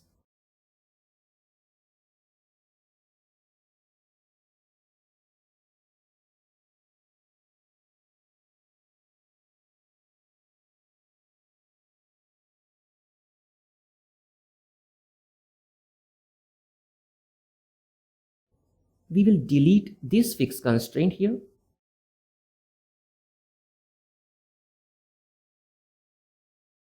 Okay, next we will insert the carb high speed needle on here.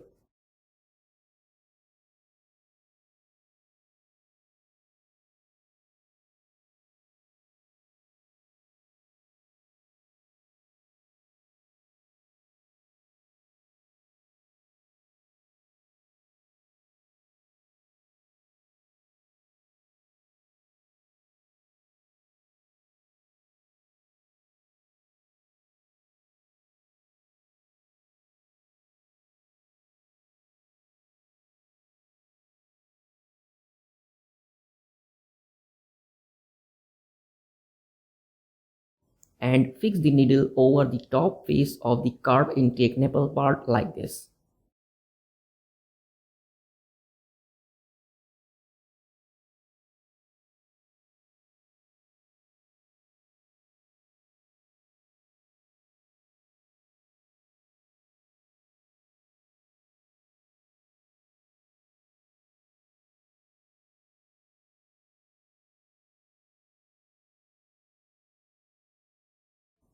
Okay, alright.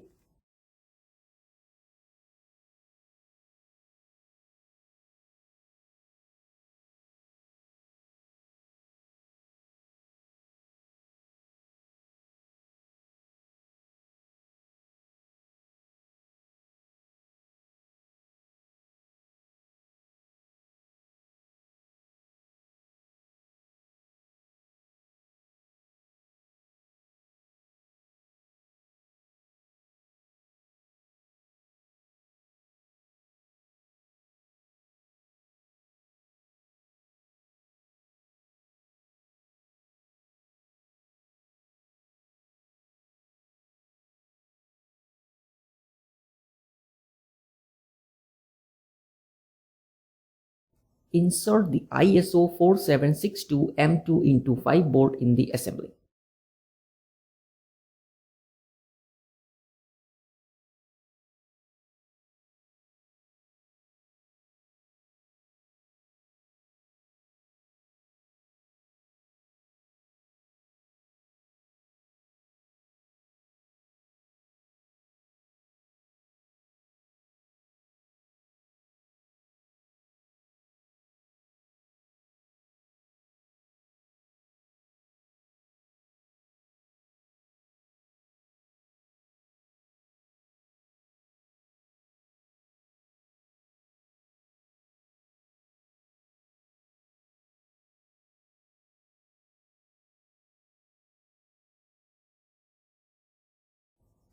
Rotate the bolt in a horizontal position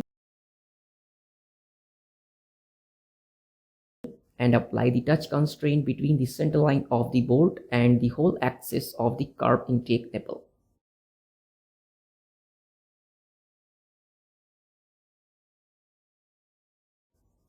Choose the back face of the bolt and select the front face of the carb intake plate and apply another touch constraint between them.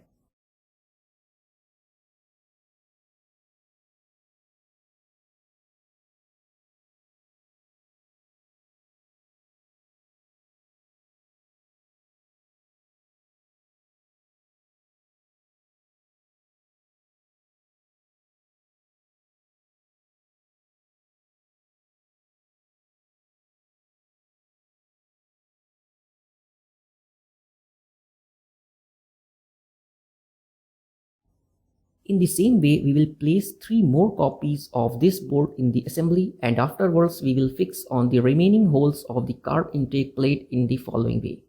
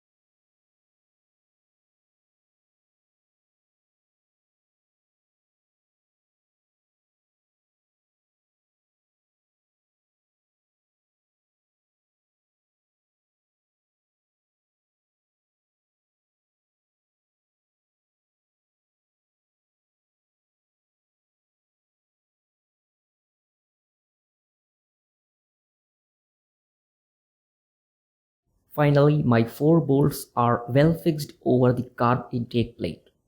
Okay, alright.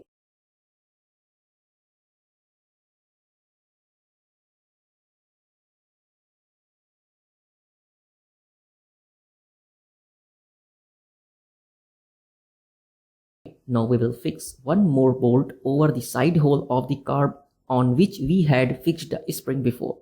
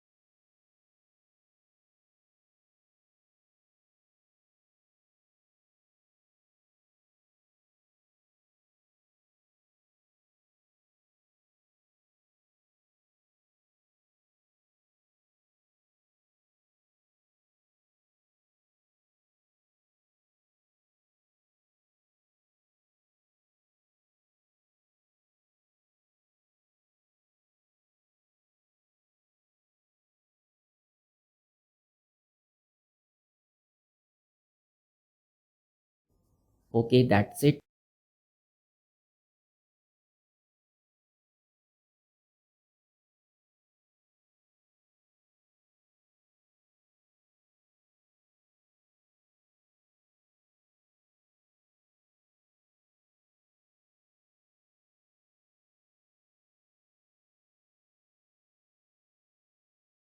The carb assembly is completed on here. It looks great. Close the assembly.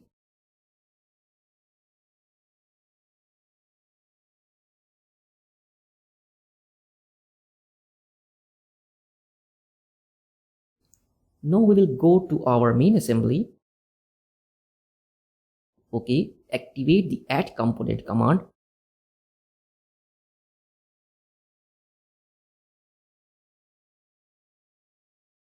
And insert the carb assembly on this main assembly.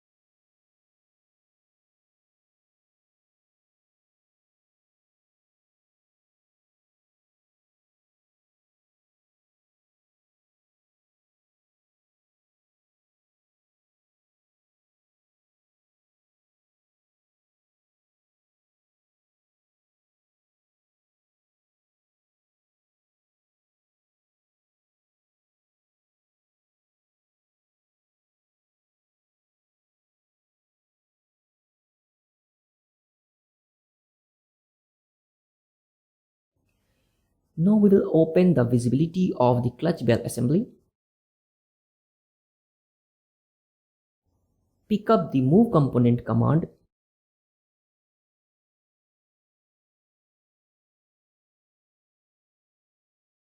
And rotate the carb assembly along its z-axis approximately -90 degrees.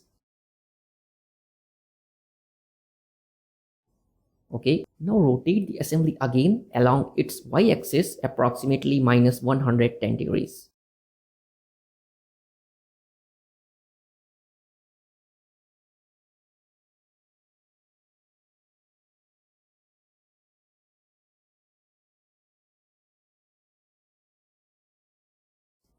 Okay, now we will isolate the assembly by selecting engine case rear part and carb assembly.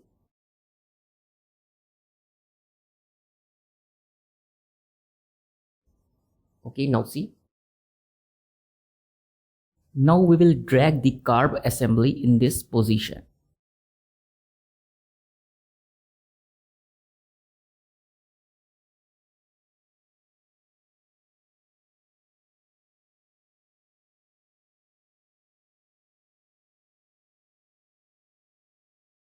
And fix the infer center axis constraint between this whole axis of engine case rear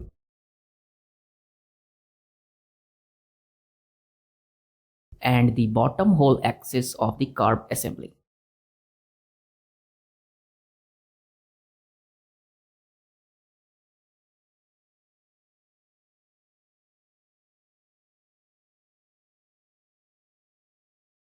Okay, now see here the carb assembly is visible in the top of the engine case rear.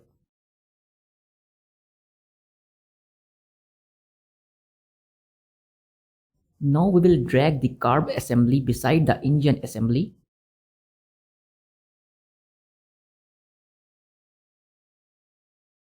Okay, and rotate the assembly in this position.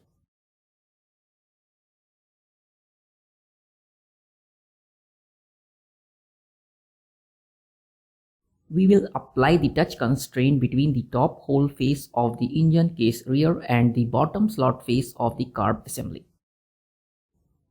Okay, alright.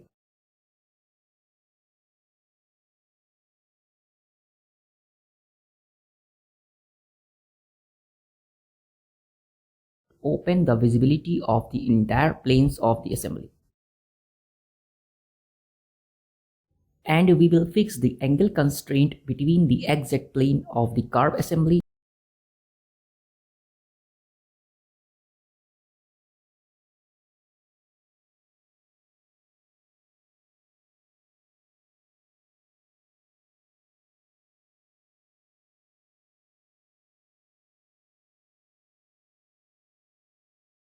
and the YZ plane of the engine case rear part.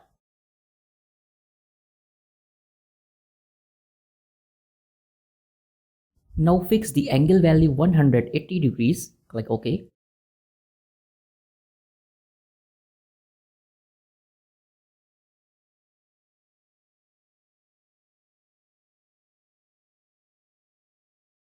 See, my carb assembly is fully constrained over the base part.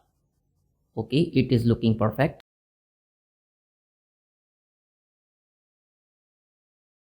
Now we will change the constraint of the carb intake nipple part here.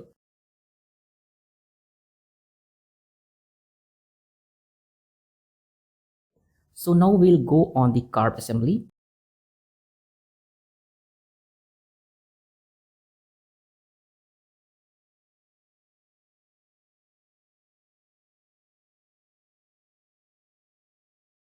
And delete its touch constraint here.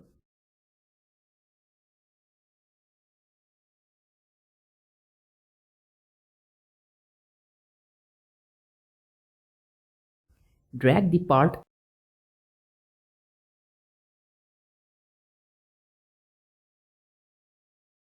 and apply the infer center axis constraint between the whole center line of this part and the whole center line of the carb high speed needle part.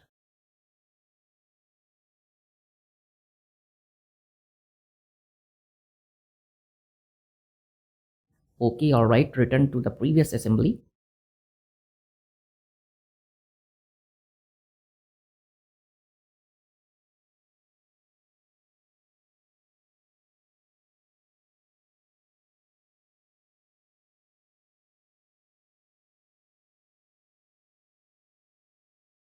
Now we will open the visibility of the entire assembly components.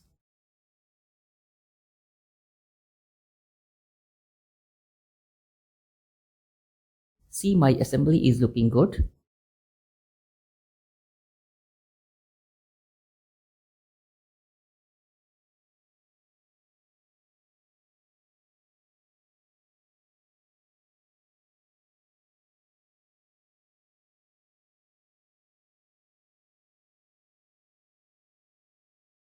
Now we will insert the tuned pipe 2 part in this assembly.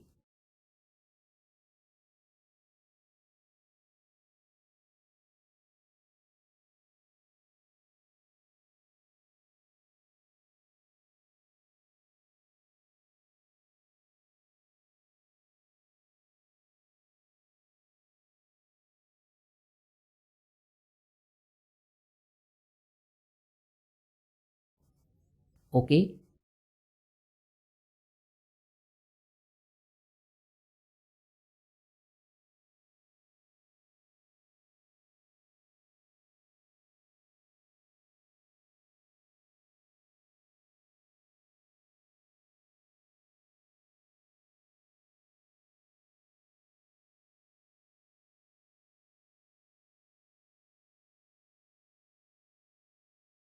Now we will give the touch constraint between these two center lines of the coupling rear and tuned pipe 2 parts.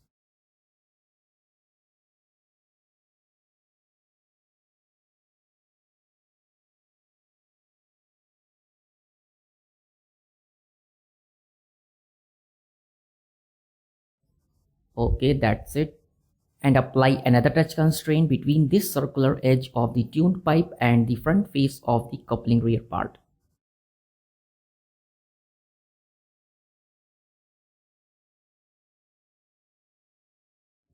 Next, we will place the carb zip tie in this assembly.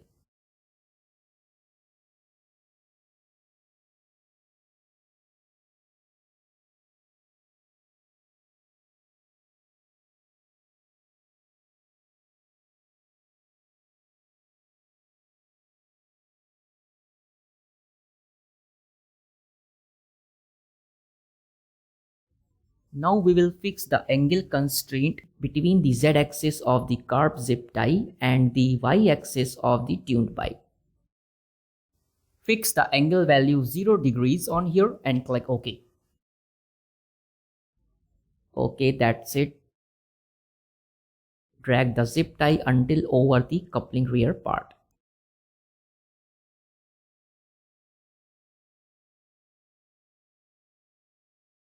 Now we will insert another copy of this part.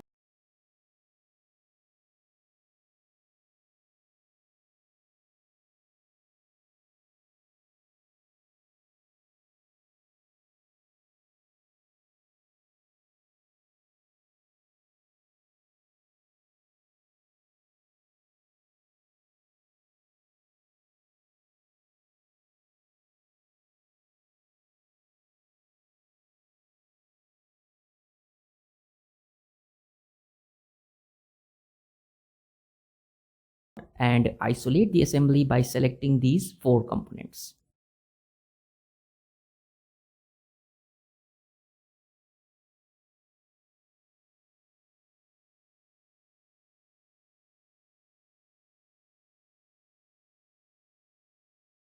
We will fix the touch and aligned constraints between these 2 axes of the 2 components in the following way.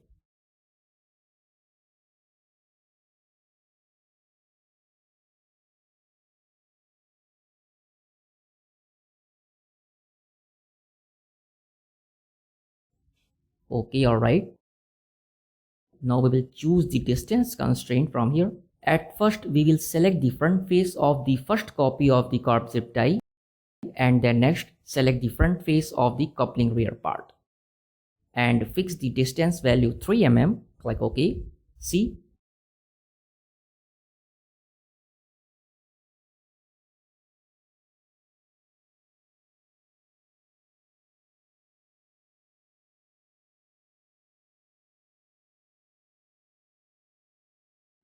drag the second zip tie beside the coupling rear part.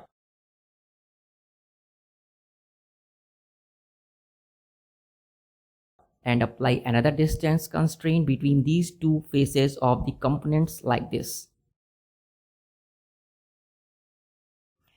Its distance will also keep 3 mm. Okay, now we will open the visibility of the entire assembly components.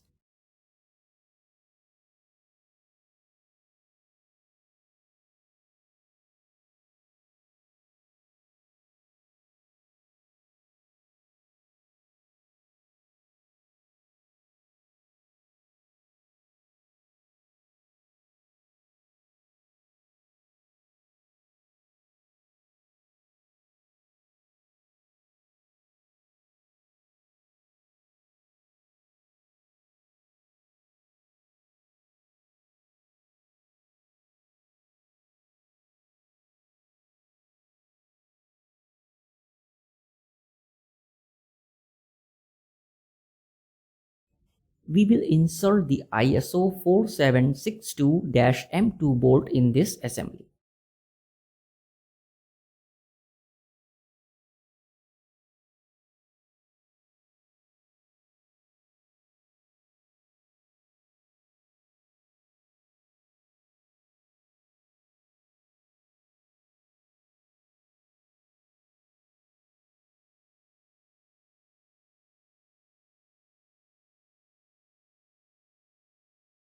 Rotate the bolt in this position.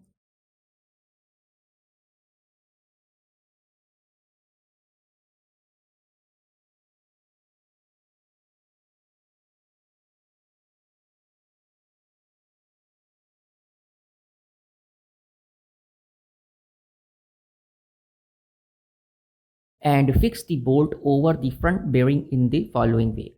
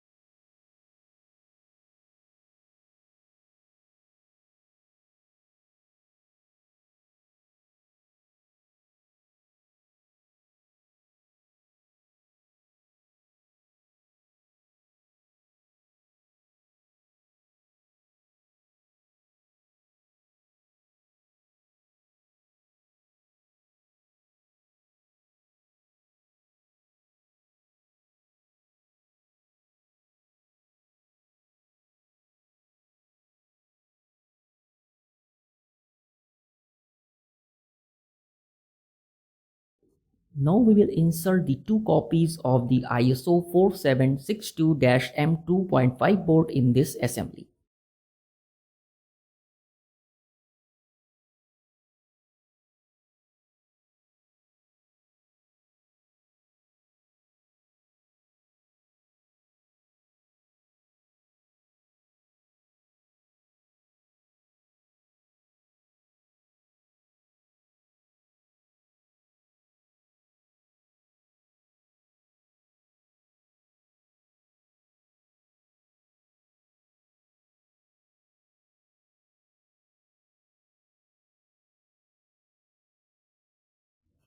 We will isolate the assembly by selecting the engine head and this board.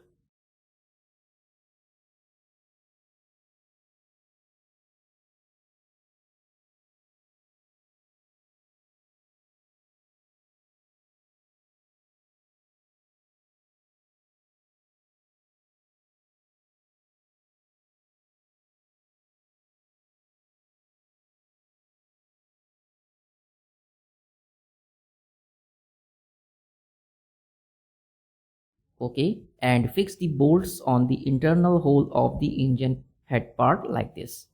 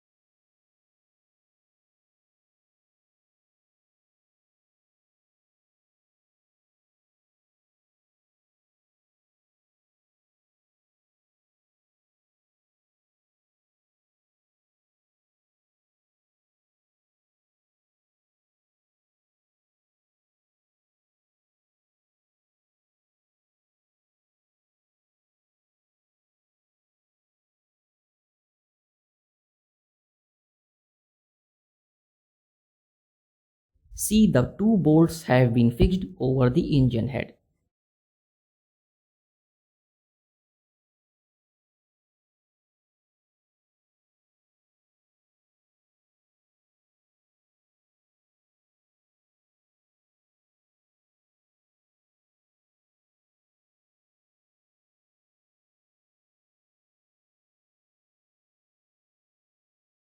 In the same way, we have fixed two more bolts on the remaining holes of the engine head like this.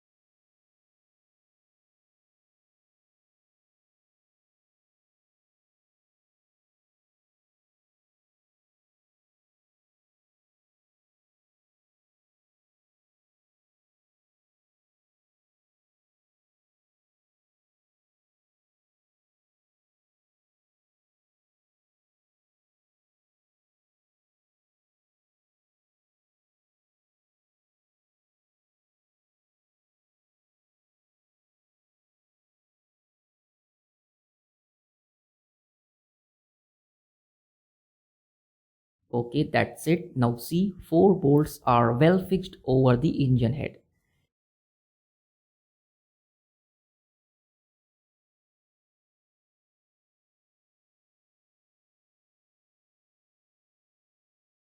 Now we will open the visibility of the entire assembly components.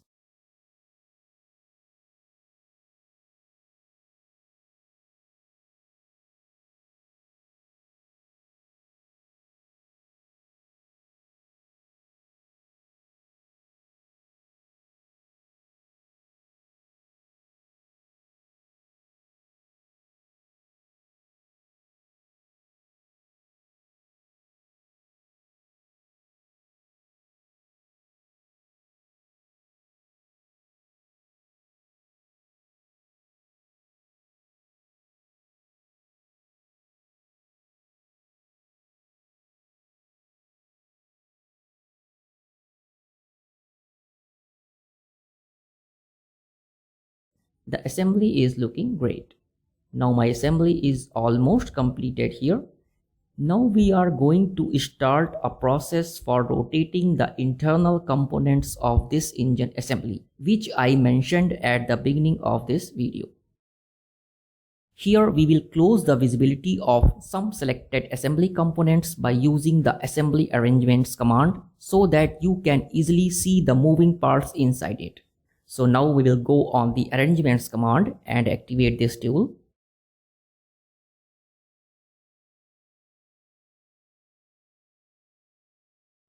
Click on the new arrangements icon. Its name will keep drawing internal.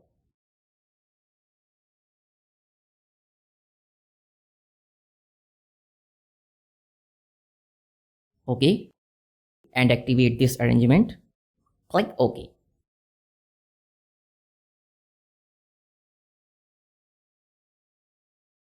Now we will select the engine case rear part, right click and choose the suppression option. In the suppression dialog box, I will choose the always suppressed option instead of the never suppressed option under the state area. Make sure the drawing internals arrangement should be activated, otherwise it would not be work properly. And click OK.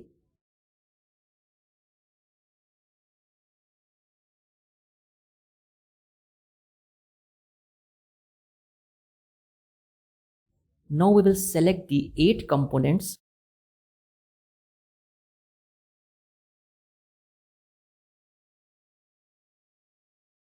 Right click, choose the suppression option. Select the always suppressed option and click OK.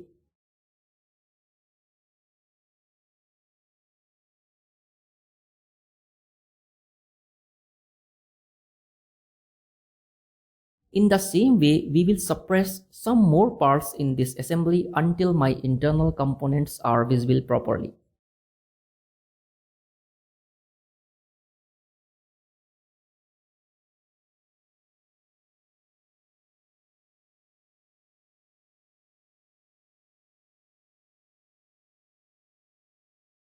Okay, that's it. Now see, my internal components are visible easily here, which was what we wanted.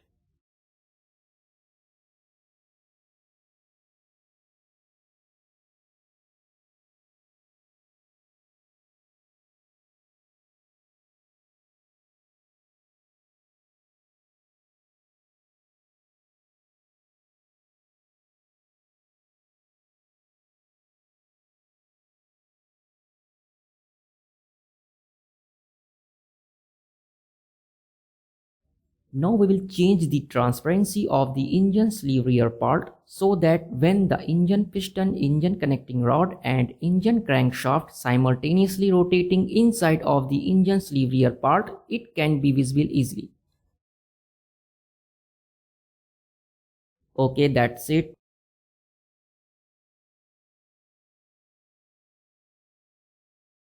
Now we will go to edit the clutch bell assembly.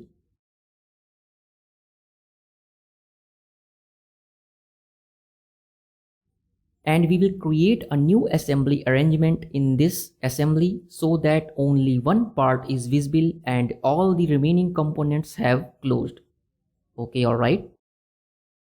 Pick up the arrangements command and create a new arrangement from here. Its name suppressed. Okay, alright. And close the dialog box.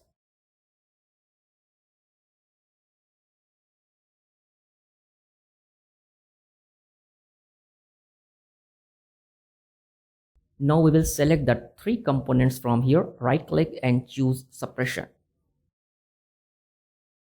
We will activate the always suppressed option and click OK. Now see, select the rear bearing, it will also keep always suppressed. OK, alright, save the assembly. Now we will test the assembly arrangements here, that how it works. OK, now select the assembly. Right click and go to the arrangements. Now choose the arrangement 1 default here. OK, now see the result. All the assembly components are visible here. Select the suppressed arrangement here. OK, now see the result. Only one bearing is visible here. Save and close the assembly.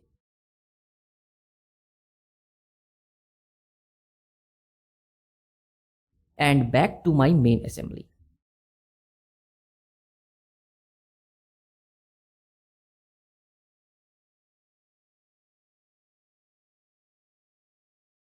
Rotate the assembly in the opposite direction.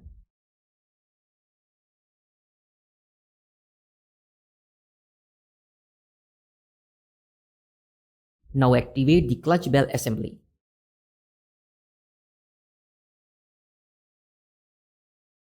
And right click and go to the arrangements. Choose the suppressed option. OK, now see.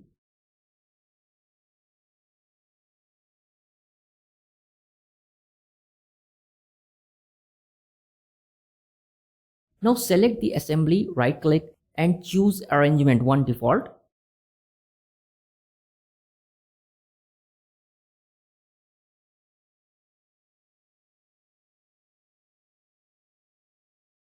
OK, now see the result.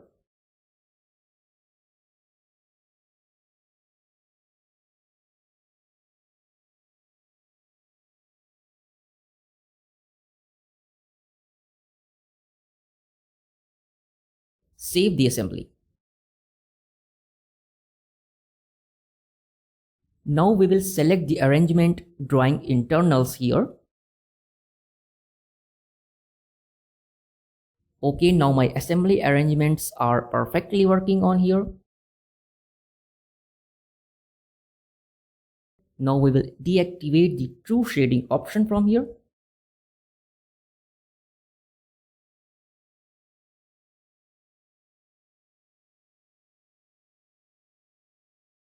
Click on the Constraint Navigator button.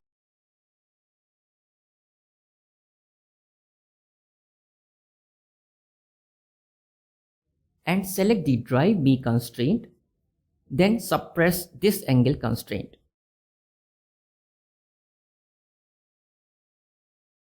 Okay, now we will enable the angle constraint of the flywheel and engine crankshaft part.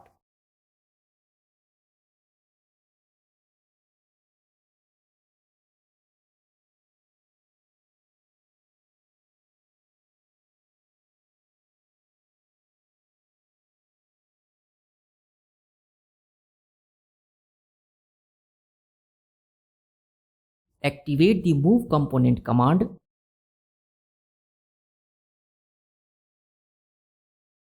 And rotate the engine crankshaft on its y-axis, something like this. Now see here, my assembly components constraints are perfectly working on here.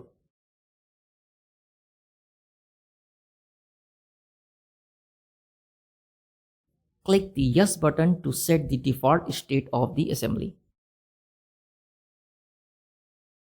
Okay, alright. Now we will activate the assembly constraint command.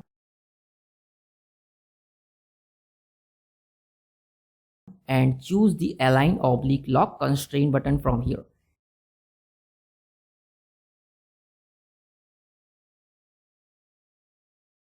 Fix this constraint between the circular face of the rear and front bearings like this.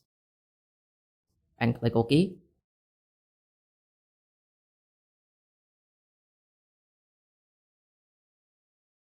Now we will drag engine crankshaft here and see whether the constraint we had given earlier is working properly or not.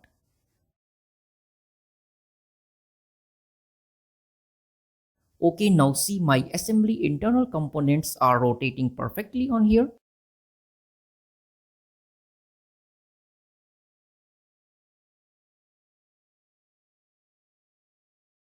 Okay, alright.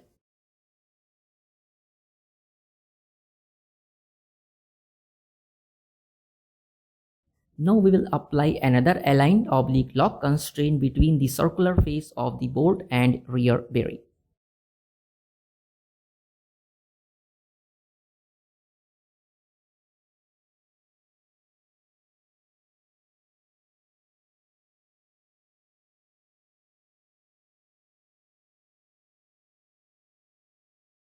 Now we will rotate the assembly in opposite direction like this. We will check the constraint by dragging the flywheel.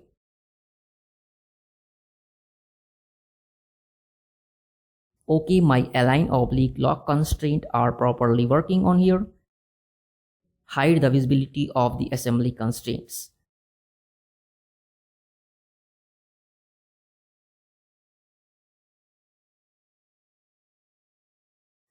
Now we will activate the sequence tool from here and go to the sequence navigator button. Click on the new sequence button under the sequence 1 section.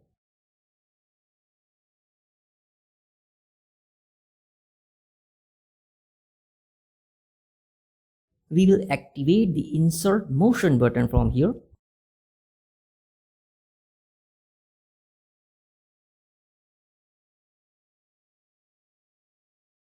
At first, we will select the first object option. Click on the engine crankshaft. Okay.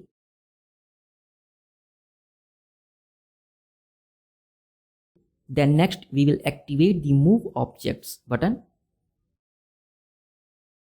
Now select the Y rotation axis of the engine crankshaft and fix the angle value 720 degrees in the design window. From here, you can see that the sequence playback speed of our assembly is being set.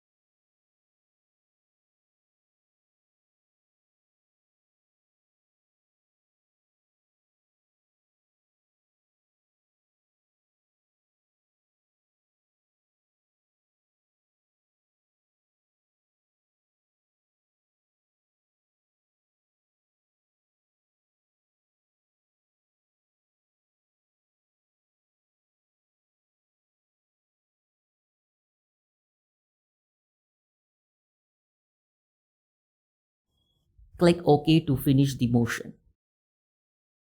And close the Record Component Motion dialog box. Select the motion one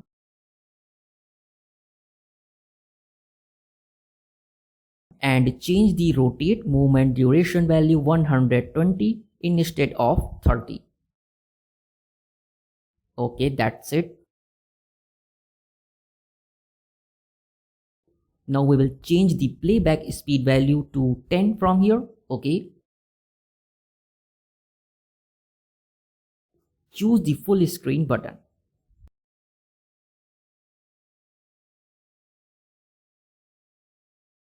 Now we will zoom the selected area of the assembly.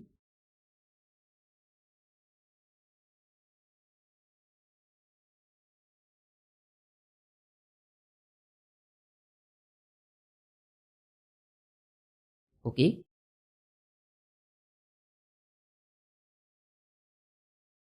And click the play forward button to start the animation.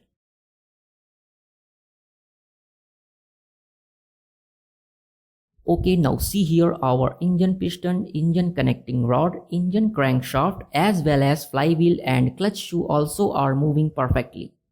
It is looking very nice.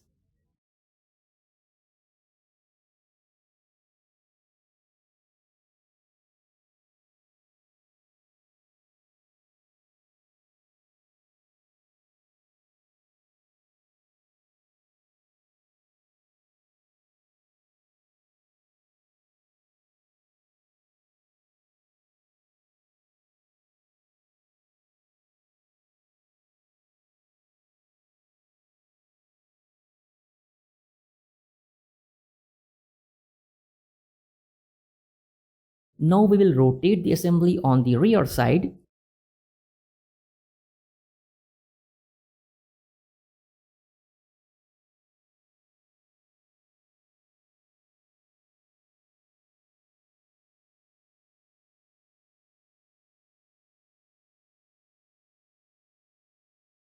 And we will animate this assembly once again so that you get an idea of how this assembly will look like rotating from behind.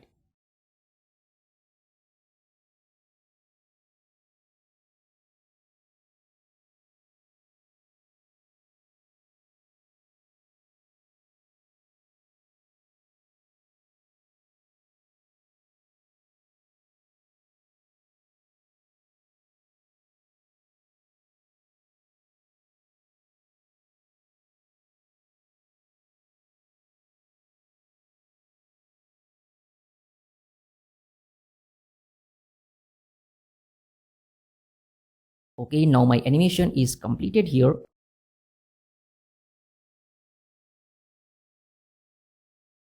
Save the assembly. Click the finish button to exit from the animation sequence environment. Now we will choose the arrangement 1 default option.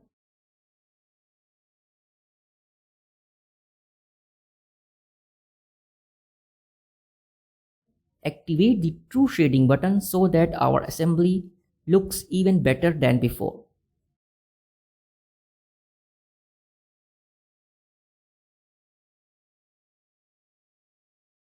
Okay, that's it.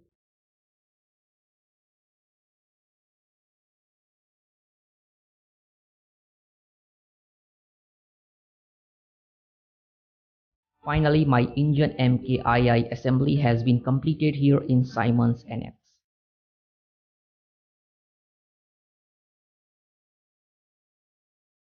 I hope you will enjoy this video. If you may like this video, please like and subscribe to our YouTube channel.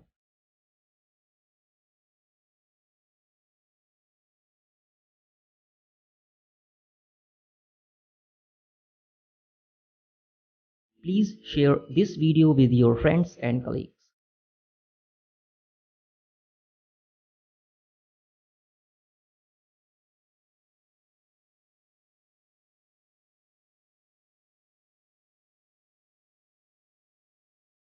So now I will meet you in our next video. Okay friends, bye bye and have a nice day.